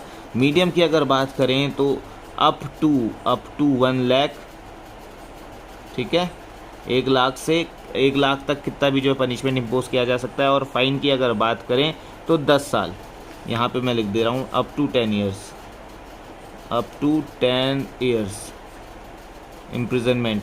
अगर आपके पास मीडियम यानी कि स्मॉल से ज़्यादा और कॉमर्शियल से कम अमाउंट में आपके पास मैन्युफैक्चर्ड ड्रग्स पाया जाता है, यानी कि ये सब चीज़ें पाई जाती हैं, तो तब जो है क्या हो जाएगा पनिशमेंट अप टू 10 साल हो जाएगा और फाइन जो है अप टू 1 लाख हो जाएगा। वहीं पे अगर कॉमर्शियल क्वांटिटी होगी तो कॉमर्शियल क्वांटिटी में क्या हो जाएगा, कॉमर्शियल क्वांटिटी में 10 साल से ज़्यादा की सज़ा, और जो कि 20 साल तक हो सकती है, यानी कि 10 साल से 20 साल की कितनी भी सज़ा हो सकता है 15 साल की जज दे दे आपको। और वहीं पे अगर यहाँ पे फ़ाइन की बात करें तो जो है फ़ाइन होगा 1 लाख से लेके 2 लाख के बीच का, यानी कि कम से कम जो है 1 लाख तो होना ही चाहिए। Shall not be less than 1 lakh rupees और it can extend up to 2 lakh rupees. और फिर वही बात कि अगर जज को लगेगा तो कॉमर्शियल क्वांटिटी अगर पाई जाती है किसी के पास मैन्युफैक्चर्ड ड्रग्स की, तो वो जो है उसमें 2 लाख से ऊपर का भी फाइन इम्पोज कर सकता है। अगर भाई तुम 2 लाख दे सकते हो तो दो, वरना जाओ जेल, सीधा सा कॉन्सेप्ट ये है। अब सेक्शन 22, ठीक है, सेक्शन 22 की अगर बात करें तो गाइस इसमें अगर यूज़ भी कर रहे हो ना तुम, तब भी आप इसकी कैटेगरी में आ जाओगे। सेक्शन 22 की बात करें तो सेक्शन 22 साइकोट्रोपिक सब्सटेंसेस के बारे में बात करता है, यानी कि जो शेड्यूल में जितनी भी जो ड्रग्स वगैरह दी हैं उसका जो है आप क्या कर रहे हो, यहाँ पे मैं लिख रहा हूँ कि items given in schedule, schedule कहाँ है, पीछे है, आइटम्स गिवन इन शेड्यूल, जितनी भी वहाँ पे ड्रग्स है, यानी कि दवाइयों का जो है आप बिना लाइसेंस के, सिंपल सी बात आप ये कह सकते हो, नेचुरल यानी कि होम्योपैथिक वगैरह की दवाइयाँ जो है आप सप्लाई कर रहे हो उस चीज़ में, उस कॉन्टेक्स्ट में समझना। और सिंथेटिक यानी कि जो है आप नॉर्मल अस्पतालों की जो दवाई खाते हो उस चीज़ पे, और बिना लाइसेंस के कर रहे हो, तो 3 कैटेगरी में जो है आपको डिवाइड कर दिया जाएगा। अगर स्मॉल क्वांटिटी है, अगर जो है मीडियम क्वांटिटी है, more than small and less than commercial, और फिर अगर आपके पास कॉमर्शियल क्वांटिटी है तो फाइन का जो है प्रोविज़न वही है। अगर स्मॉल क्वांटिटी है तो इसमें आपको इम्प्रिजनमेंट कितनी हो सकती है, अप टू 1 ईयर्स, और fine up to 10,000 rupees, 10K। Medium अगर स्मॉल से ज़्यादा क्वांटिटी है और कॉमर्शियल से कम क्वांटिटी है तो जो है इम्प्रिजनमेंट क्या हो जाएगा, रिगरस इम्प्रिजनमेंट, हर जगह रिगरस इम्प्रिजनमेंट है, ये चीज़ आपको ध्यान में रखनी है, ठीक है। तो मीडियम में जाहिर सी बात है कि 1 लाख से 1 लाख प्लस फाइन आपको देना पड़ सकता है, कम से कम 1 लाख तो दोगे ही दोगे, और अगर सज़ा होगी तो कम से कम जो है 10 साल की सज़ा तो होगी, ठीक, यानी कि अप टू जो है 10 years, up to 10 years. Commercial quantity में जो है फाइन की अगर बात करें तो 1 लाख प्लस, ये ऊपर वाले में मीडियम में अप टू 1 लाख था, ठीक है, यहाँ पे 1 लाख प्लस हो सकता है बियॉन्ड 2 लाख, 1 लाख से 2 लाख के बीच में। और पनिशमेंट अगर बात करें तो कम से कम 10 साल की सज़ा, which can extend up to 20 years, ठीक है, इतनी सी ये बात है। और फिर वही घिसी पिटी बातें, अगर कोर्ट चाहे, if the court may for reasons to be recorded in the judgment impose a fine exceeding 2 lakh rupees. ये सिंपल सी बात है, अगर कोर्ट का डिस्क्रिप्शन होगा तो 2 लाख से ज़्यादा भी फाइन आप पे इम्पोज किया जा सकता है। वहीं पे एक कदम और आगे बढ़ के सेक्शन 23 में ना, सेक्शन 23 में अगर इंडिया में इंपोर्ट हो रहा है इलीगल, यानी कि बाहर कंट्री से आ रहा है, इलीगली आ रहा है, बिना किसी लाइसेंस के, बिना किसी परमिशन के, और कौन से सब्सटेंस, इसमें सारे एनडीपीएस इंक्लूडेड हैं, यानी कि ये सारे के सारे, अगर ये कच्चा माल भी आ रहा है या फिर कोई दवाई वगैरह भी, एलएसडी, कोकेन, ड्रग्स वगैरह सारी आ रही हैं और इंपोर्ट हो रही हैं इंडिया में without any certificate, without any authorisation, ये चीज़ सब में है, ठीक है। कहीं पे भी बिना सर्टिफिकेट के, बिना लाइसेंस के, बिना किसी अनुमति के, ठीक है, बिना किसी आदेश के, अगर इंडिया में इंपोर्ट हो रही है बिना किसी लाइसेंस के, ठीक है, तो यहाँ पर जो है ना पेनल्टी वगैरह तो वही है। पेनल्टी क्या है, यही है कि पेनल्टी में जैसे कि अगर स्मॉल क्वांटिटी है और अगर लार्ज क्वांटिटी है और अगर मीडियम क्वांटिटी है तो पनिशमेंट के प्रोविज़न्स वही हैं। तो गाइज़ मैंने जो है बहुत अच्छे से, पूरे अच्छे से जो है डिटेल में एक्सप्लेन कर रखा है आपको। अगर ये आप जो है एनडीपीएस का ये वाला जो है पोर्शन समझ गए हैं तो समझ लीजिए आपने पूरी की पूरी एनडीपीएस कवर कर ली है। बाकी एनडीपीएस में और ज़्यादा कुछ नहीं है, बस यही चीज़ को समझना बहुत ज़्यादा इम्पोर्टेंट है। बाकी जो है बताया गया है स्टार्टिंग पॉइंट में, स्टार्टिंग के सेक्शंस में ये भी बताया गया है कि जैसे एक बार मैं आपको बता देता हूँ। सेक्शन 1 तो शॉर्ट टाइटल एक्सटेंड की बात करता है। शॉर्ट टाइटल एक्सटेंड कमेंसमेंट कब से हुआ है? 14 नवंबर 1985। शॉर्ट टाइटल क्या है? NDPS act 1985। एक्सटेंड क्या है? To the entire India. और इसमें यह भी लिखा है कि it applies to all the citizens of India who are outside the India. और फिर ये भी बोला कि टू ऑल द पर्सन्स, चाहे फिर वो सिटीज़न हो यहाँ के या फिर ना हो, या कि वो जो है बाहर के फॉरेनर्स हों, जो कि किसी इंडियन रजिस्टर्ड शिप में हो या एयरक्राफ्ट में हो। फिर चाहे वो शिप कहीं पे भी हो, वो लंदन में हो, कहीं पे भी हो, अगर उस शिप के अंदर पाए गए हैं तो they will come under this act. और इन पे भी यही सारे जो है पनिशमेंट एप्लीकेबल होंगे, चाहे वो फॉरेनर्स ही क्यों ना हो। ठीक है, समझना बात को। बस जो जिस जगह वो पाए गए हैं, जिस सब्सटेंस के अंदर वो पाए गए हैं, शिप के अंदर है या फिर कोई उड़ते प्लेन के अंदर है, वो इंडिया में रजिस्टर्ड होना चाहिए। फिर जैसे सेक्शन 2 में कुछ डेफिनेशन दे रखी हैं, जैसे कि बोर्ड बता रखा है। बोर्ड क्या होगा? तो it will be board of revenue that has been constituted in 1963 under central board of revenue. और बाकी बहुत सारी डेफिनेशन दे रखी हैं, जिसमें से बहुत कुछ मैं जो है आपको समझा चुका हूँ। Large quantity, small commercial quantity, ये सब भी यहाँ डेफिनेशन क्लॉज में है। फिर जैसे एक बहुत इंपॉर्टेंट यहाँ पे डेफिनेशन है नारकोटिक कमिश्नर, क्योंकि वो जो शाहरुख खान वाला जो बेटे का केस था आर्यन खान का, वहाँ पे समीर वानखिंडे नाम का जो बंदा था वो कमिश्नर था, और उस कमिश्नर को अपॉइंट करने की बात सेक्शन 5 में कही गई है। यानी कि सिंपल सी बात, officers of the central government जो हैं इस एनडीपीएस के ऑफिसर होंगे। सेक्शन 6 में कंसल्टेटिव कमेटी के बारे में बात की गई है। एक कमेटी होगी, इस कमेटी में जैसे हर कमेटी में उसका एक चेयरमैन होता है, और कम से कम जो है 20 बंदे होंगे। 20 बंदे मतलब जो है 20 मेंबर्स की एक जो है कमेटी होगी, और 20 मेंबर्स से ज़्यादा इस कमेटी में नहीं होंगे। फाइनली जो है मैं आपको बता दूं, टोटल 83 सेक्शंस यहाँ पर हैं, जिसमें सबसे ज़्यादा इम्पोर्टेंट जो चैप्टर है, चैप्टर 5 है। वहाँ पे प्रोसीजर बताया गया है कि अगर कोई भी ऐसे एनडीपीएस के अंदर कोई भी पर्सन जो है एक्यूज्ड मिलता है, तो उसको जो है अरेस्ट करने के क्या प्रोसीजर होंगे, क्या प्रावधान होंगे, सारे चैप्टर 5 में दिए हुए हैं। चैप्टर 5 है, इसमें बाद में जोड़ा गया है जो फॉरफीचर की बात करता है। अगर मान लीजिए कोई बंदा बाइक में कोई ड्रग का सप्लाई कर रहा है और उस बाइक को जो है फॉरफीट कर लिया जाएगा। सिंपल सी बात है, किसी कार में जो है कोई चीज़ ड्रग्स वगैरह सप्लाई हो रही है, उस कार को फॉरफीट सीज कर लिया जाएगा। तो टोटल जो है 6 चैप्टर्स हैं इसमें, 5A, और 6 वाला लास्ट चैप्टर है मिसलेनियस। 5A जो चैप्टर है 2014 में इस चैप्टर को ऐड किया गया था और जो इसमें सेक्शन 68 है, 68 में ही बहुत सारे सेक्शन यहाँ पे जोड़ दिए गए हैं, 68A से लेके 68Z तक।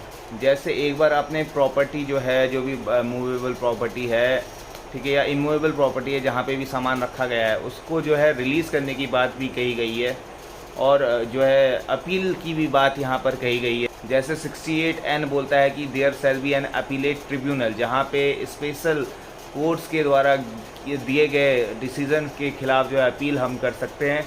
तो ये सारे के सारे प्रोविज़न्स हैं एनडीपीएस में और कुछ नहीं है एनडीपीएस गाइस, यकीन मानो मेरा, कुछ भी नहीं है। Thank you so much for watching this video and I hope कि आपको बहुत कुछ जानने के लिए मिला होगा इस वीडियो में। जितना ज़्यादा हो सके उतने ज़्यादा से ज़्यादा आप इस वीडियो को शेयर कर सकते हैं, मेरे चैनल को सब्सक्राइब कर सकते हैं and thank you so much for watching this video.